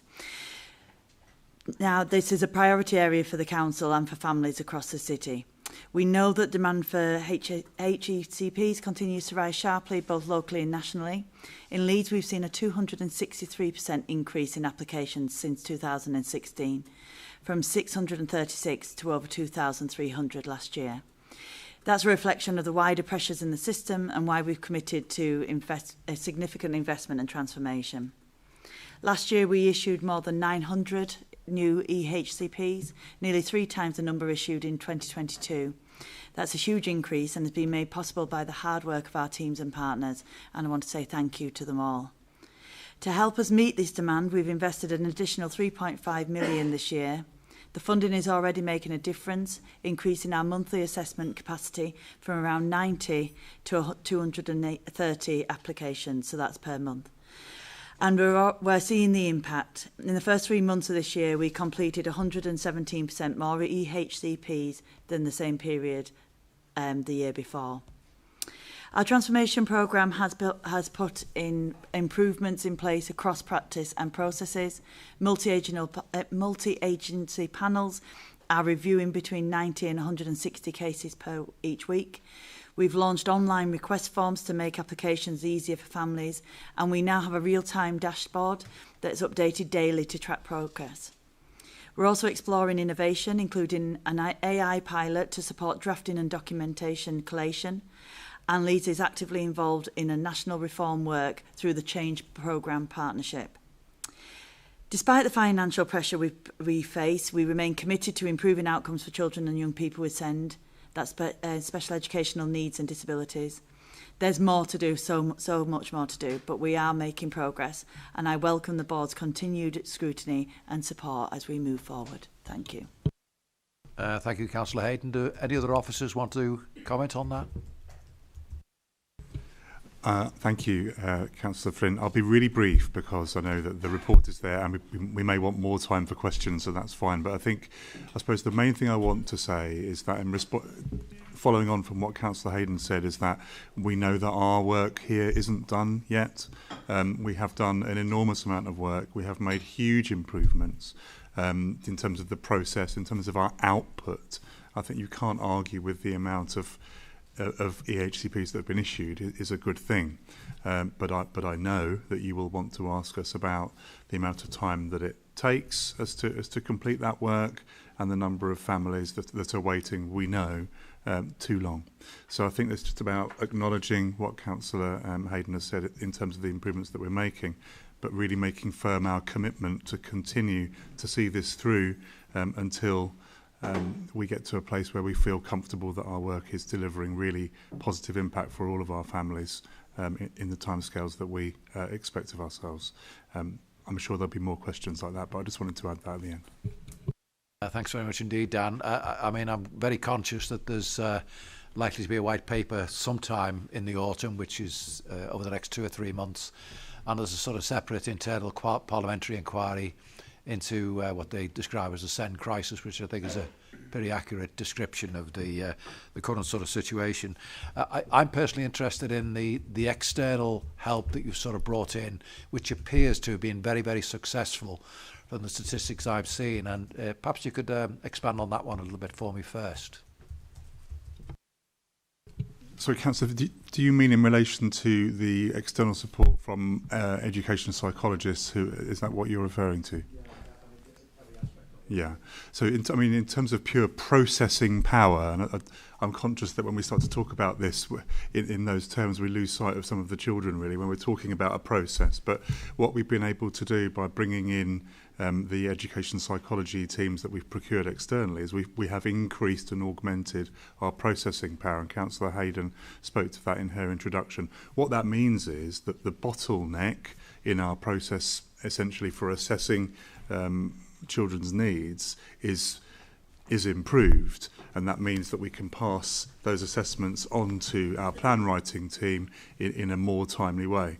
I suppose the challenge with that, and it's important to just balance that up, is that because our demand has gone up so much, in spite of the fact that we are processing so many more assessments in such a short period of time, we've still got even more demand coming in at the front door. And so I suppose the improvements that we're making there, it's harder to see the impact of them on the ground because we've still got many more people to assess. I suppose I'll refer to as well external resource that we commissioned initially now 18 months ago, which we are working through the plan to deliver. Many of the things that were mentioned by Councillor Hayden in her introduction were delivered as a product of the investment into kind of that system-wide review that we've done. So it's really important that we consider that impact that we're delivering now in terms of panels and online applications and various other improvements there are also the result of external investment into external support. Thanks very much indeed, Dan. Do we have any questions or comments from the board? Maria, I know you were desperate to get in here.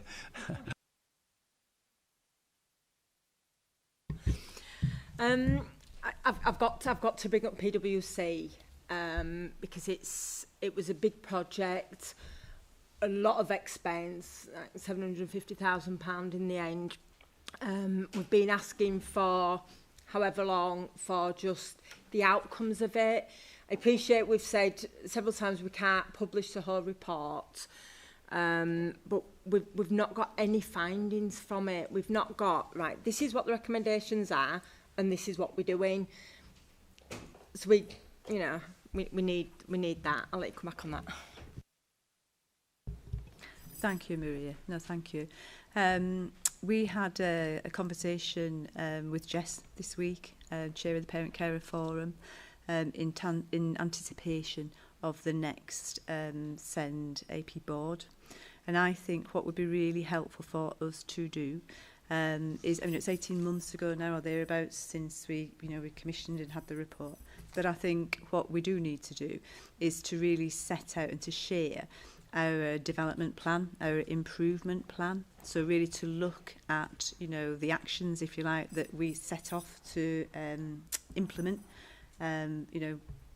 18 months ago, and to show really, how those have developed, so what have we achieved? Yeah, what have we still to achieve? And look at a timeline of that. I think it's a fair question, and I think that is something that we will be looking to share at the next board. Thank you. We are so much.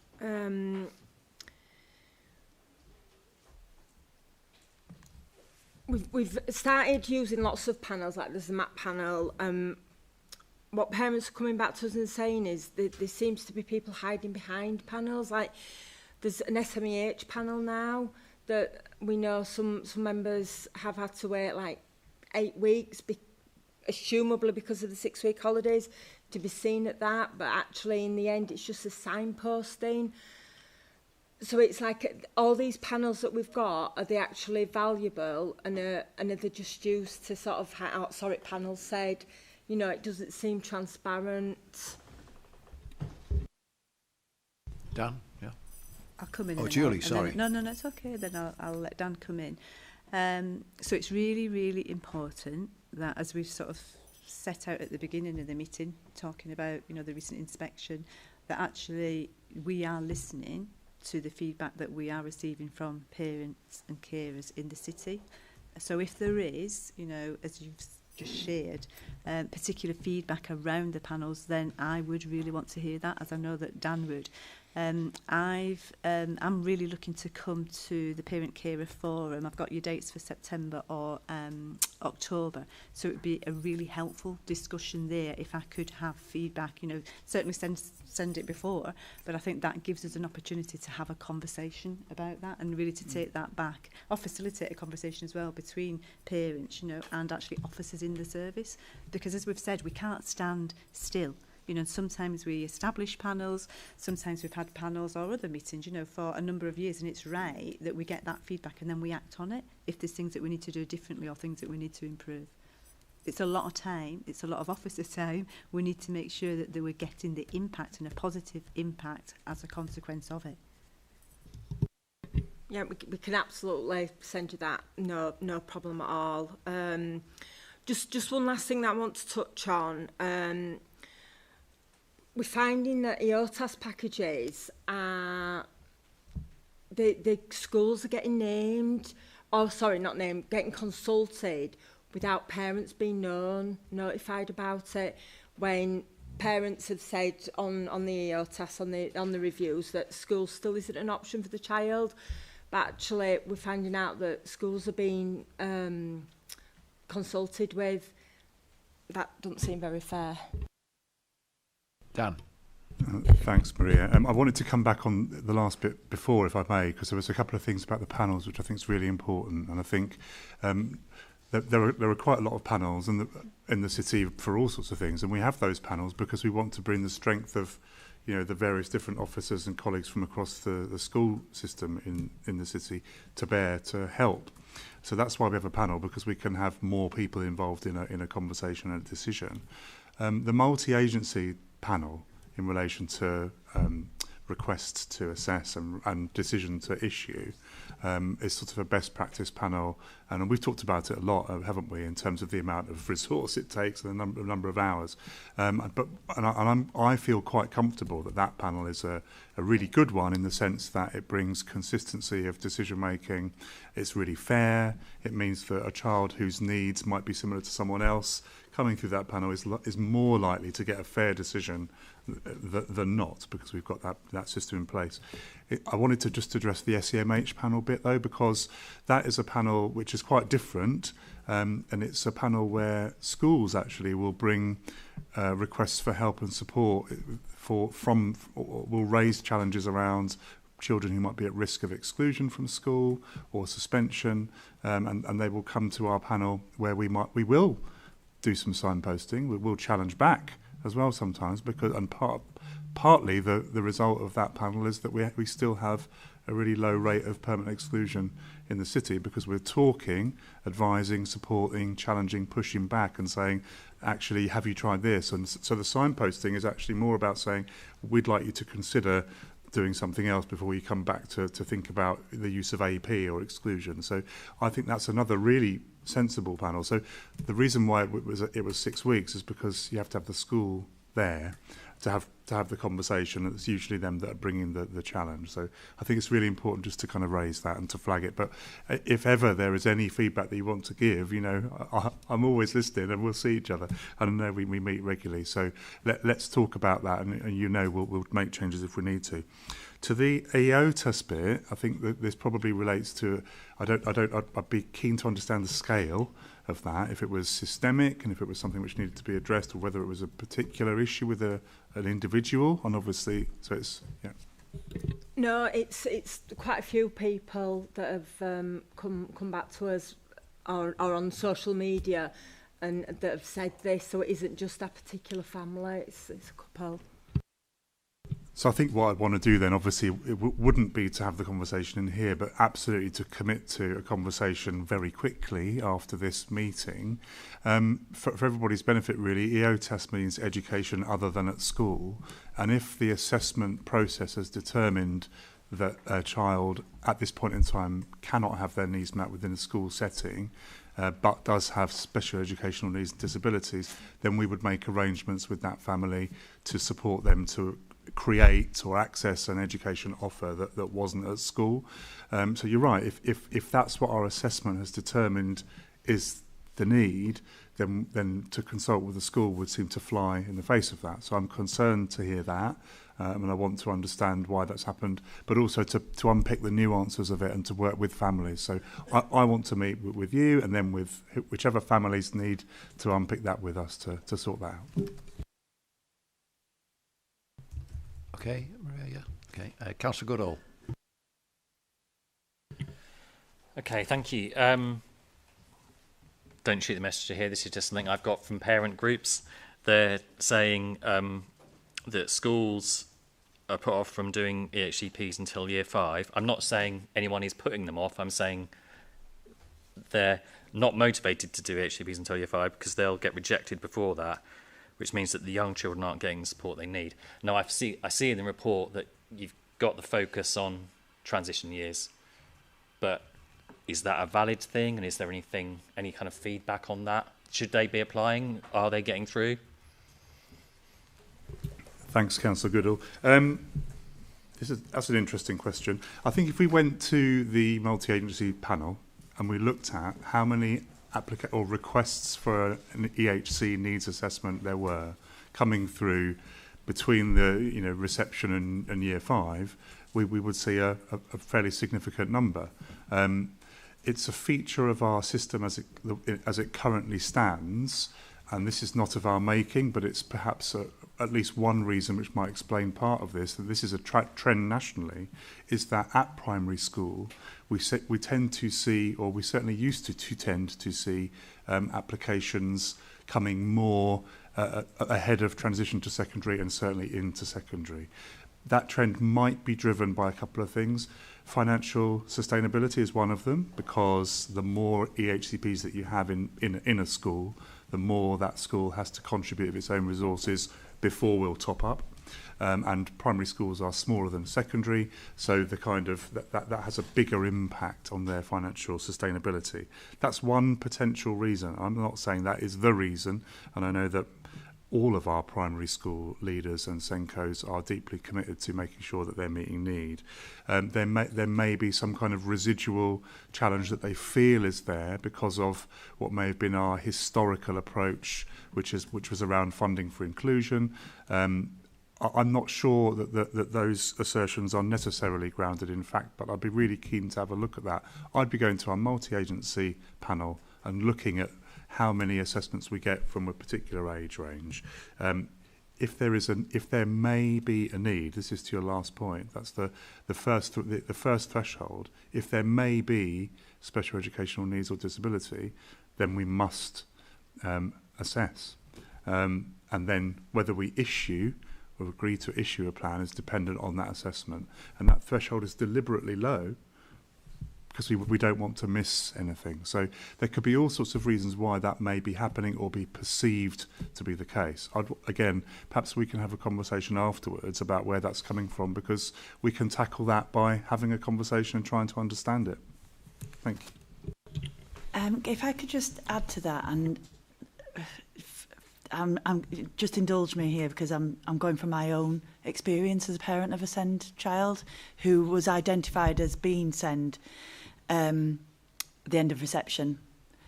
The school was excellent, but took a very slow approach, and with autism you need to sometimes, because a 5-year-old displaying certain kind of behaviours, a lot of them can be normal for a boy of 5. You've got to get it. And what they explained to us is that we need to gather all the evidence, but still put in that support. And my son did get that support from the school, and we will always do what he needs with or without a diagnosis. And but it can be very frustrating for a parent. So I understand. You know, why they were taking this approach. And by year 5, he did have a diagnosis. And and my big thing was, I want him, when he goes to a bigger school, when he goes to high school, if he does need a diagnosis, he would never qualify for an EHCP, but if he does need a diagnosis, I'd want that before high school, because then they get lost in a bigger system. But for his dad, it was enormously, and still an enormous point of distress that he wasn't diagnosed earlier, that the school seemed to go much slower than he would have wanted. What we ended up with was a really good diagnosis that had a lot of evidence. We'd been to the GP, we'd followed all the school's instructions, and they had it all, because by the age of 7 and 8, yes, his behaviours were not normal for his I use the word normal advisedly. So from a very personal experience of two parents who had the same experience but reacted in very different ways, so I can see it from both points of view. And when you have a child with SEND, you just want them to get the support they need, but also, you know, you want to know what it is, you want to understand it, and that can be very frustrating. But especially with neurodivergence, it can take a lot of time to understand that child and to gather all the evidence that the professionals need. Councillor Gurrod, any follow-up? Thanks. Yeah, one more question, if I may. And on that, maybe it is about perception, so maybe there's something about that kind of needs to go out to people. But just another question is about, you've highlighted recruitment and retention as a challenge, and we've talked about that before. I'm guessing you monitor retention. Do you measure retention? And I know you've talked about the split where the educational psychologists get to do preventative work and that kind of keeps them in the job. Are there any signs that retention is getting better? Are we keeping people? Thank you. I'm not aware that we directly measure retention in some kind of in a way. I think we probably could easily find that out because the data exists, but not to my knowledge anyway, do we actually measure it. Anecdotally, certainly over the course of the beginning of this year, we were starting to recruit people in a way that was perhaps different from how it was previously. So I know I've mentioned before, we were getting education psychologists joining us from neighbouring authorities, which is always something of a bellwether in terms of what things are looking like. And we also have a couple of education psychologists in the team who have joined us from abroad, which also, I suppose, is a bellwether for the service becoming an increasingly attractive place to work. I'd be really keen to go away and actually, because I'm interested by your question, it's piqued my interest. So I'd quite like to go away and actually work with HR because they'll have the data and we could measure it. So to actually think about what our retention is looking like on a statistical basis. So thank you for the question. It has to be noted that nationally there isn't enough educational psychologists, but it does take 9 years to train them. So we're not going to sort that problem out anytime soon. Okay. Helen. I just wanted to ask a question about the people who work directly with children in school that are identified as potentially having SEND or maybe have been diagnosed.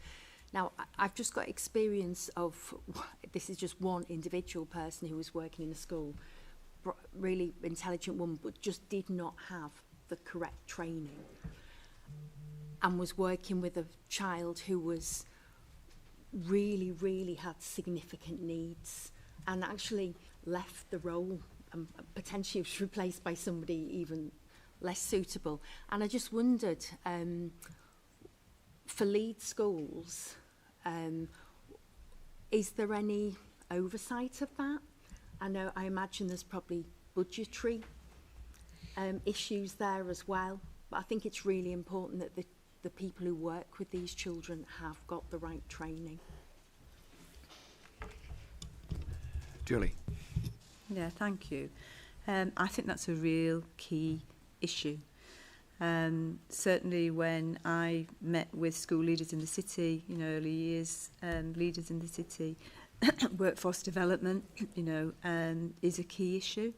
And actually the needs of children in 2025, look very, very different to the needs previously.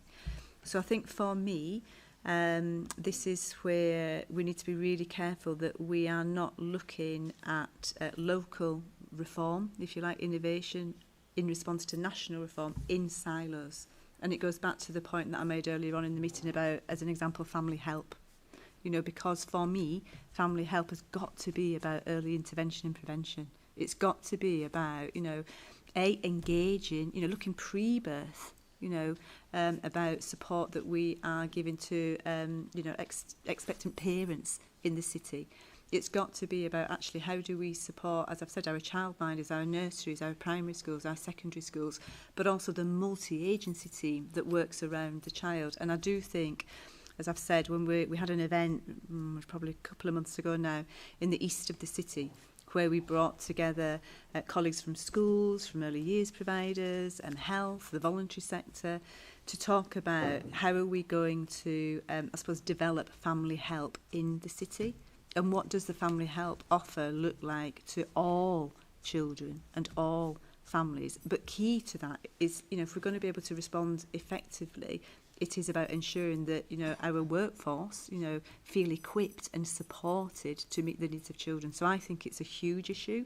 As well, I think if we're looking at, the imminent white paper, and I suppose we probably all expect, that the direction of travel, will be around, enabling children, where they need specialist provision to have specialist provision, but equally to really have as an inclusive approach as we possibly can to enabling children to remain in mainstream provision. But the offer has got to look very different. And I'm really, really clear. And if I knew it before, but what I was reminded of in the pandemic was that when we were challenged as a country, that actually all roads led back to schools. Yeah. All roads really, in the city led back to our education providers. And so whatever we do in terms of national reform, in terms of that local service development, we have got to wrap ourselves around our educationists in this city, and it's got to be whole system. We cannot be in a position where we're saying, well, actually, this is now the direction of travel and all the attention is on our schools. This has got to be a whole system approach. That's workforce development. It's what does a multidisciplinary team look like in a school.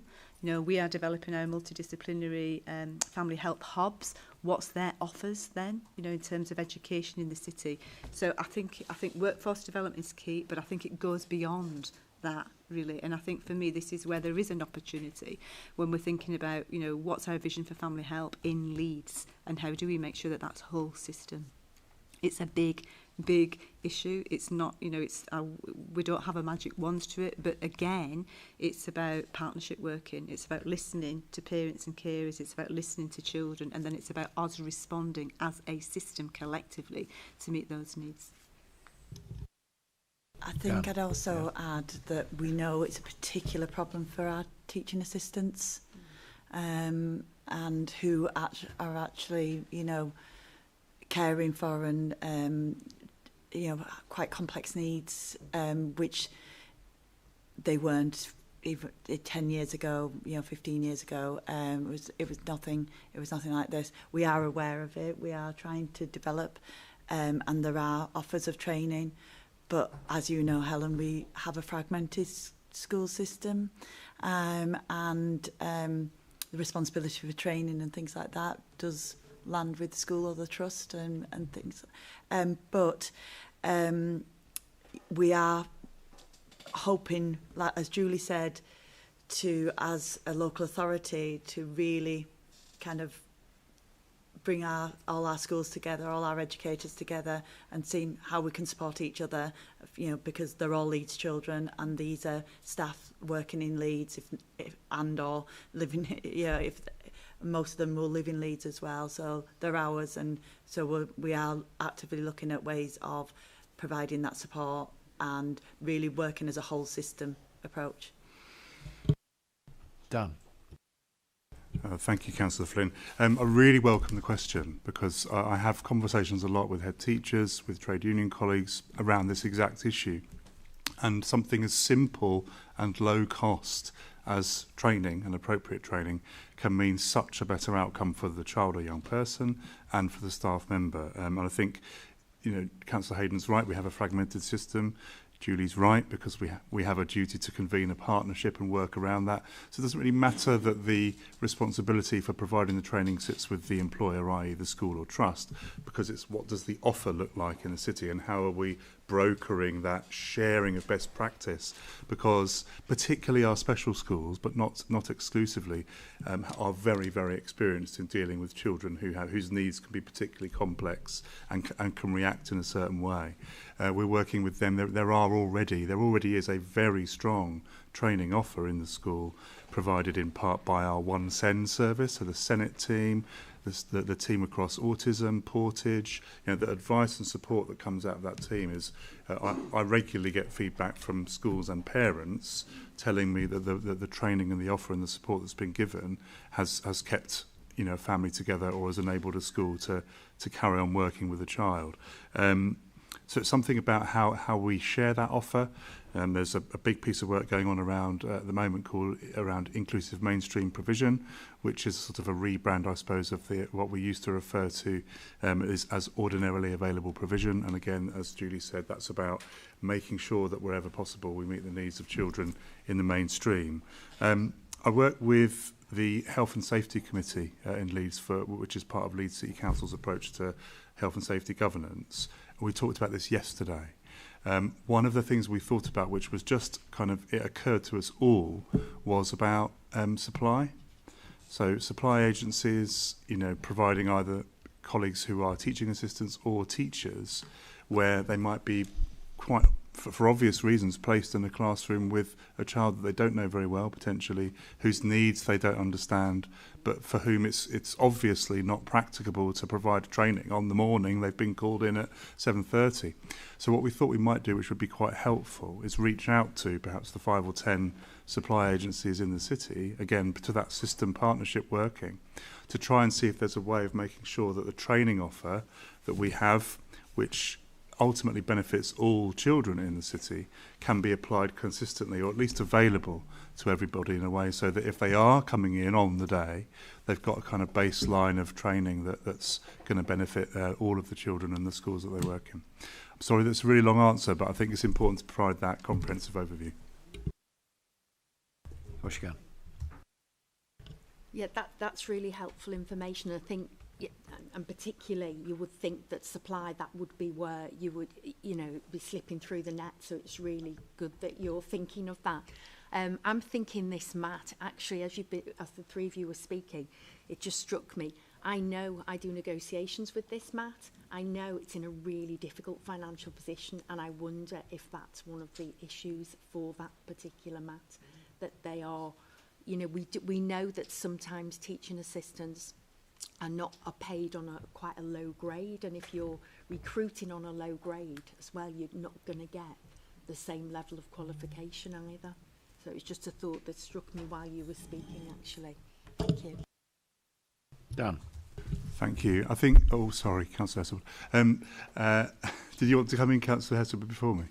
No, it's that I was just making sure that Councillor Flynn had seen me. Thank you. Apologies. I think what your last point is valid, but equally true that and I know that many head teachers and teachers in schools will say this, that they couldn't do it without their teaching assistants. So almost regardless of the level of qualification and pay, those people are some of the most incredible, empathetic, patient people that I've ever worked with personally in the classroom. So there is a point about the availability of training and qualification, but the flip side of that is the humanity that so many of those colleagues bring into our schools, which is so important for working with those children and young people.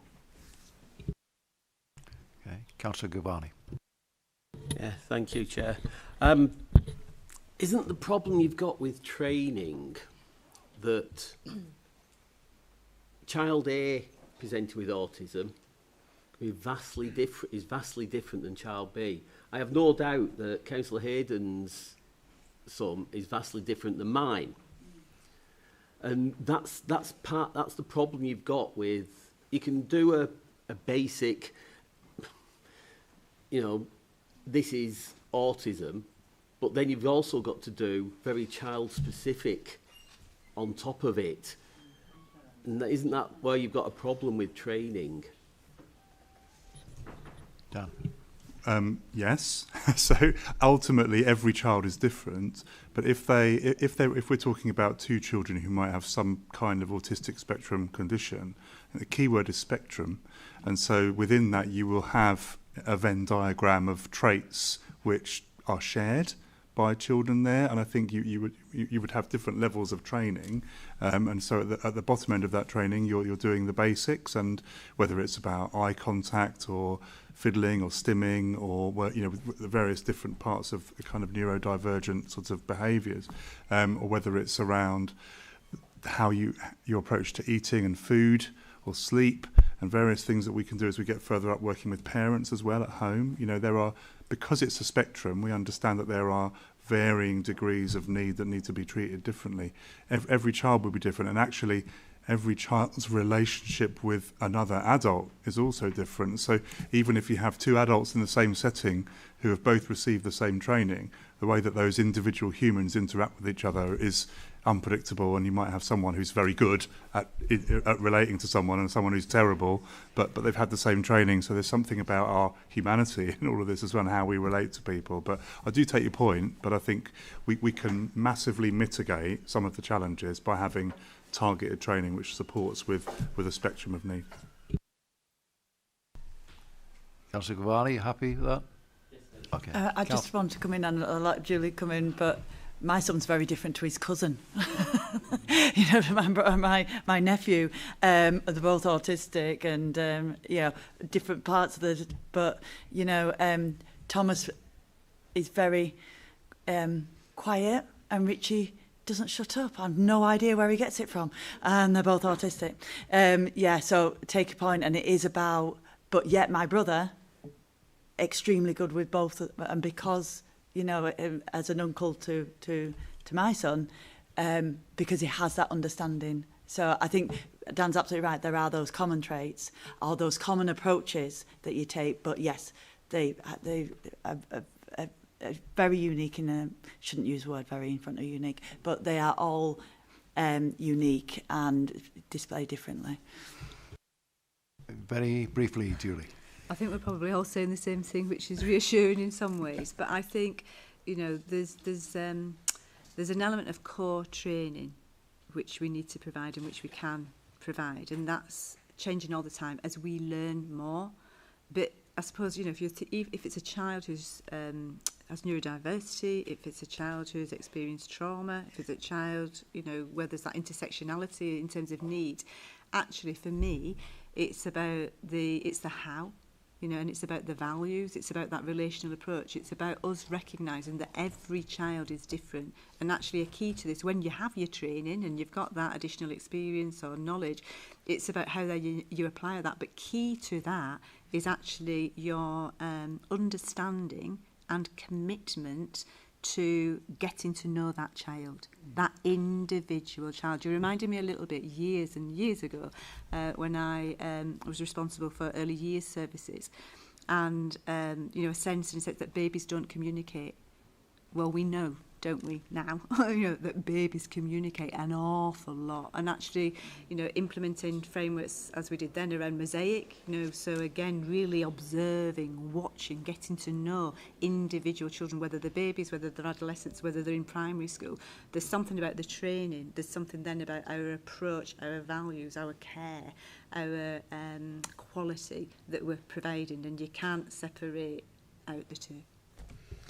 Just to come back on that, I think Julie's absolutely right, and Dan, but and I'm going back to my teaching days. It's having that training that makes you and you know, we do get taught it as teachers. You see them as and with our youth services now, our youth justice services taking that child's first approach, that these behaviours, whatever child, whatever their needs or the reason causing that, these are children, and they are not choosing to behave like this. That something has happened in their lives that is causing them, or in their physicality, or in their minds, that is causing them to display these behaviours. They are not choosing. They are not. It's not a moral decision. And once you get that into your mind that they are children, and therefore when you take and you have that training of the child first approach, to see them as children, to see them as that these behaviours are wanting your help, or wanting, you know, whether they're positive behaviours or negative behaviours, they're all behaviours that are communicating to us as adults. And once you have that level of appreciation in terms of your training, then you can respond appropriately to and in a compassionate way to those behaviours, and in a safe way. And that works for everyone. Whoever, that trauma-informed child first approach works for every child, and it works for adults. It works for adults too. And that's the kind of training that our teachers and teaching assistants and school staff need. Councillor Heswood. It was just a really quick one on looking at the Health and Safety Committee. For those teachers or teaching assistants, you know, staff in school who do sustain an injury, you know, through lack of training or whatever that is, that it's just a plea really to take back to the committee that they should be classed as industrial injuries by the employer, because it's an injury that person has sustained in the course of their work, and quite a lot of the time we don't see it treated like that if someone's off sick, so they are treated as if they are just having a few days off, where actually it's classed as an industrial injury because it's sustained as part of their role. So I would just ask for that to be taken back, to be recognised for those staff who really are doing an amazing job, but sometimes, you know, things do happen through lack of training or whatever else that's been. Yeah. Very quickly, Dan. Just to flag, Councillor Hesselwood, with that we mentioned the same thing yesterday. So that injury at work as a result of the work is a really critical thing to be understood. And just while I'm talking, initial teacher training, that's the key bit. So let's not wait till you're already trained in a school and then you need special training around a particular child. This is about working with our learning providers at universities, Trinity, the colleges, around getting our training in right from the start, and I don't think we've broken that nationally yet. So good reminder, and we'll come and tell you about it when we've got it sorted. Thank you, Dan. Just as a corollary to all of this, Rob has been talking to officers about having a working group or similar on this specific subject later in the year. Still details to be sort of completed and all the rest of it, but obviously we have the white paper, whatever recommendations are going to come down from the government, children and families' own sort of progress reports, etc., etc. So we're looking perhaps to have it towards the end of the year, Rob, if possible. So all of the questions you've got, I'm sure you'll be able to sort of put them. We'll have a bit more meat on the bone at that sort of stage. And we're also discussing EHCPs next March as part of our sort of standing, one of our standing agenda items. So, okay. If we can move on to the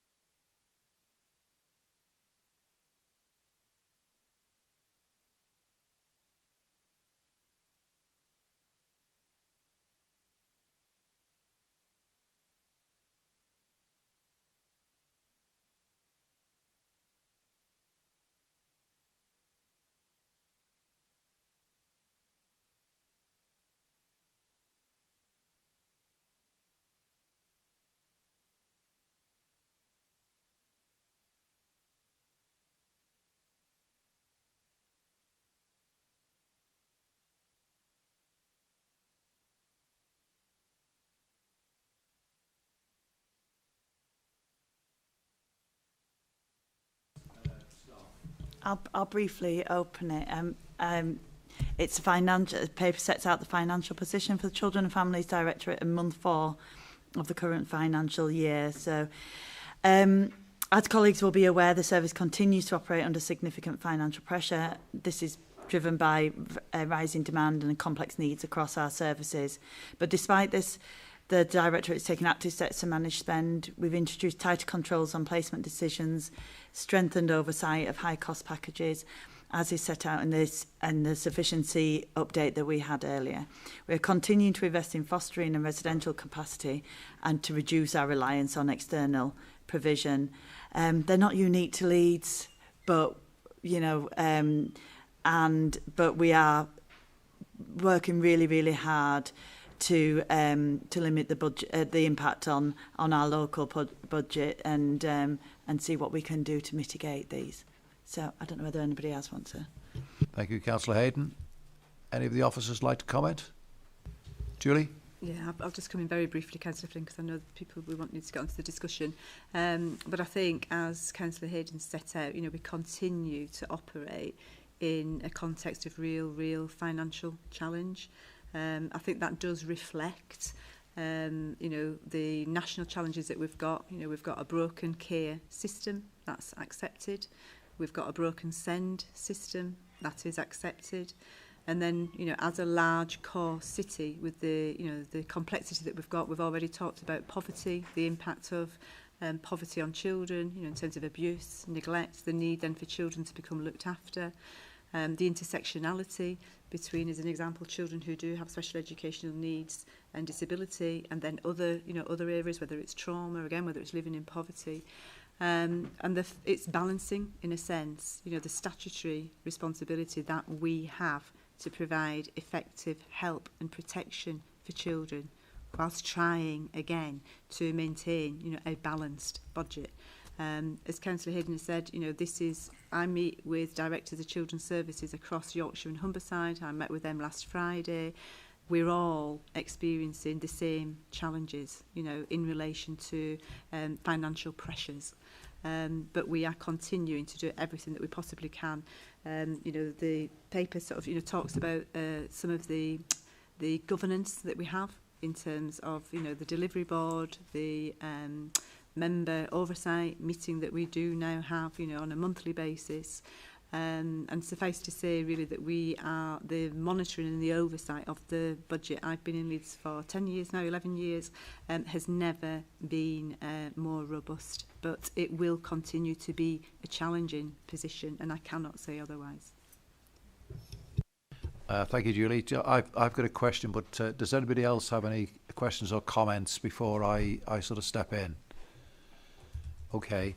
It may just be a presentational sort of aspect of it's the additional papers that you've had on page 14, where it outlines the areas within the directorate that are likely to overspend. It's the mitigating sort of action plans which have been offset against it. So the total figure is 30,300,000, I think, but that's mitigated against by the £4 million action sort of plans. I've never seen it expressed like that before, even on the Strategy and Resources Board, and I just wonder how confident you are of the action plans actually mitigating to the amount that you are aiming at. Chair, I think the reason why we're showing it in the way that we're showing it is obviously because the Directorate's position is an overspend. So it's really, really important that the paper reflects what we are trying to do in terms of mitigation. If we weren't in an overspend position, then we probably wouldn't have shown it in that way, because we wouldn't be mitigating, and we think it's important that members are aware of the things that we're trying to do to mitigate the overall position. I think in terms of the issue around forecasting, it's important that we are consistent, that if we are forecasting expenditure, it's important that we forecast savings in a similar sort of way, and that's why you've got the two elements to it, to give that more accurate assessment of where we think we will be at year end. As Julie has said, though, just reiterate the fact that, you know, we've got some really, really challenging situations operating in a challenging context, and just to reassure members that we are continually looking for opportunities to move the dial on that, but we are in a very difficult place in relation to the challenges that we are facing in Leeds, as are many other local authorities. Thanks, Phil. As I sort of... Julie, go on before I step in. I was just going to respond to, I suppose, your direct question about actually how confident are we in relation to those mitigation plans. We are confident. We've got to be confident. We can't put forward mitigation plans without confidence. You know, we're public servants, and that's a responsibility, and it's a responsibility for me as a DCS. I think, you know, we've talked a lot today as an example in relation to the sufficiency strategy, which is absolutely key to our ongoing mitigation. You know, again, just going back to some of the conversations that are being had regionally and nationally, you know, I've been in conversations with the directors of children's services where they are talking about the challenges of staffing one new home, you know, or actually opening one new residential children's home. And I think, you know, what we can see, and I hope that it does give some confidence, is the fact that our ability, you know, in the last 12, 18 months to open 8 new children's homes, you know, staff them and actually maintain the quality. You know, I hope that that does, as an example, give confidence. The fact that we are bringing on, you know, complex needs homes, the fact that we've just purchased a parent and child home, the fact that we are able to recruit and retain staff into those homes, you know, I think is key. So, you know, I am confident. I have to be confident, but that is based on evidence. You know, we've talked about the reunification team, the fact that we've been able to show, you know, clear evidence that through that team we've been able to bring children back into Leeds, sometimes back into our small group living homes as a stepping stone on to be able to go and live with family or with kin. You know, this is based on evidence and the clear financial efficiencies that we've been able to achieve through that. You know, great outcomes for children, but also a financial impact as well. So this is based on evidence, you know, of what we're trying, where we can see that we've been able to make a positive impact, where we can see that things have worked, we're doing more of that, you know. So I do have confidence, you know, and otherwise they would not be in there. Thanks, Julie. As I sort of emphasised at the start, it may well be a presentational thing.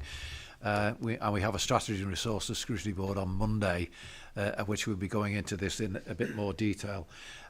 If you look through the paper, each of the directorates produces a slightly different presentation of how they're going to address you know, the medium-term financial strategy so far as this year is concerned.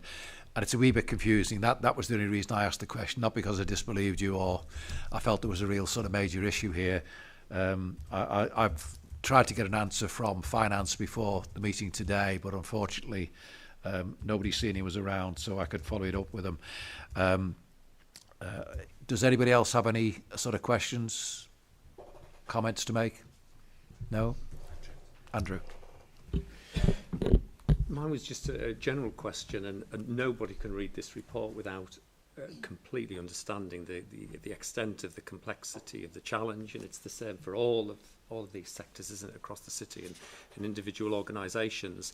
One thing that didn't quite come across to me, and I wondered whether there was anything to say about that, and I might have missed that in this report, is in relation to, you know, freeze on recruitment, freeze on essential spending.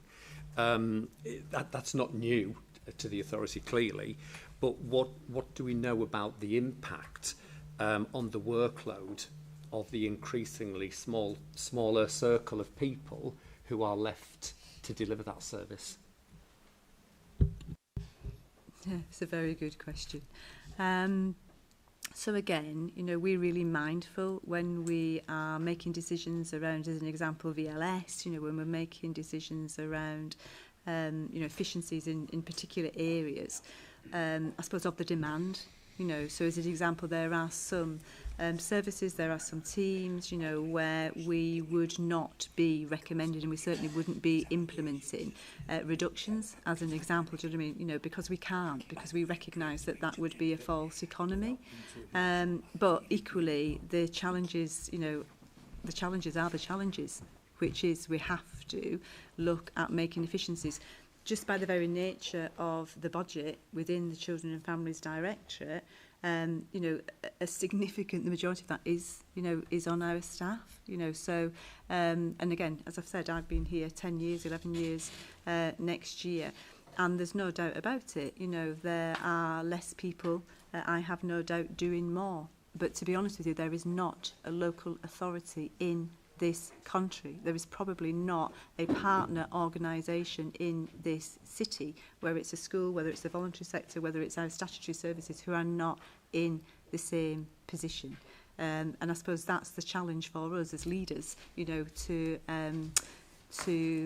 devise plans, to devise strategies, to implement them effectively, where we are safeguarding children, but we are maintaining our duty of care to our staff. You know, and part of that, you know, does come back to workforce development, it does come back to well-being, it does come back to culture, you know, it does come back to being compassionate, to being kind, you know, to being in it together. To be honest with you, it comes back to team leads. You know, we are where we are. There's some things that we can do to address that. There's other things that are really without our control, you know, and it does come back, I think, to culture, to looking after each other, to ensuring that we're creating the environment you know, where people can be their best. I think there is something, I'm an eternal optimist, I'm a realist as well, but I think this is where, as an example, AI, you know, we're in a lot of conversation at the moment about digitalisation. We've got a whole day coming up where children's social care are joining with adults and health in the council to look at actually how can we really utilise the opportunities around AI, you know. So, you know, where we have social workers spending quite a long time, as an example, making notes, taking notes, managers, you know, recording supervision. It's an area that's come up as an area of improvement for us, you know, in the ILACs, you know. So actually, how can we use AI? There's less of us, we're doing more. How can we use, as an example, you know, digitalisation to make that better? You know, so there's a lot of things that we're looking at, but it is an issue and we can't shy away from it. Follow up, Andrew?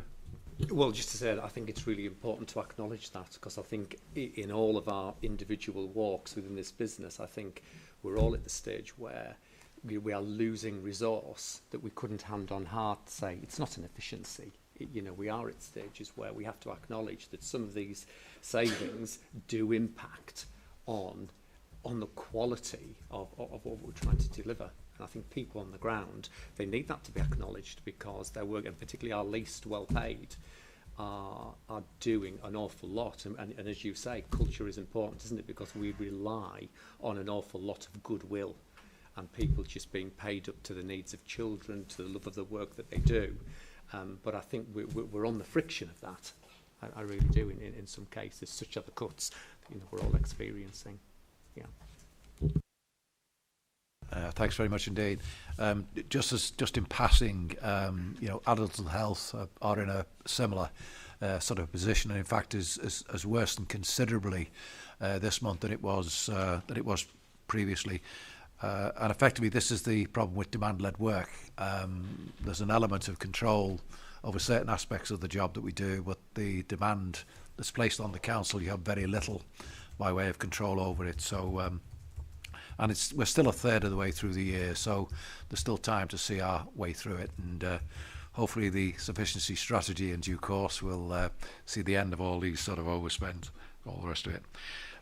Any more comments or questions on the financial health monitoring? Okay, move on to recommendations. Members are asked to note the content of the report and appendices set out the Q1 financial position of the Council and specifically the Children and Families Directorate. Board members are also asked to highlight any future areas of scrutiny work should any arise during the discussion on this item. Could someone propose those recommendations? Councillor Jones again. Seconded. Councillor Edwards. Thank you very much indeed. All in favour? Against? Abstentions? Thank you very much indeed. Right. So moving on to almost the last item, which is the work programme, item number 11 on page 97.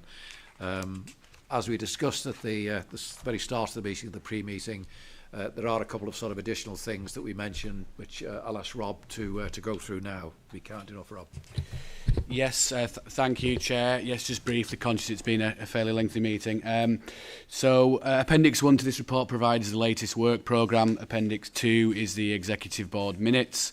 But as Councillor Flynn just mentioned, just to bring into this sort of formal section of the meeting, the discussion in the pre-meet and just now as the meeting's gone on, some potential future items. So the Children's Centre review findings was noted in the pre-meeting.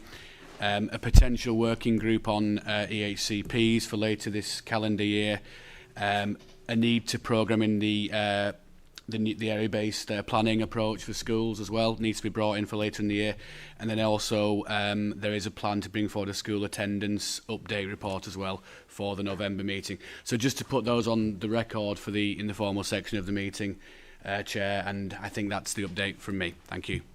Thanks very much indeed, Rob. And just to repeat and to emphasise what I said in the pre-meeting, if there are any additional items you would like to be discussed at the Scrutiny Board, please do let me know and Rob know as soon as possible. As you'll have seen from today and most of the meetings, they're pretty much full on. But it's very important, I think, that we cover every aspect of scrutiny that members want to bring to the table. So thank you very much indeed for that. Right, recommendation is, sorry, does anybody else have any comments? Karen, no? Or questions? No. Wait till you get out on your marks. On to the recommendations. Members are requested to consider the board's work programme for the 25-26 year, which we have done, I think. Could somebody propose that one? Karen, thank you. Seconded? Andrew. All in favour? Any against? Any abstentions? Carried on, Rob. Last item is the date and time for the next meeting. It's the 29th of October. Pre-meeting for all board members at 1 o'clock with a start time of 1:30. And if I could just finish off by saying, as usual, thank you very much indeed to Councillor Hayden, to Julie, to Dan and to Phil.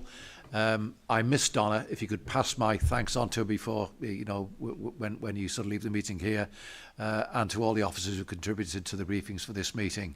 Thank you very much indeed, and we'll see you next time out.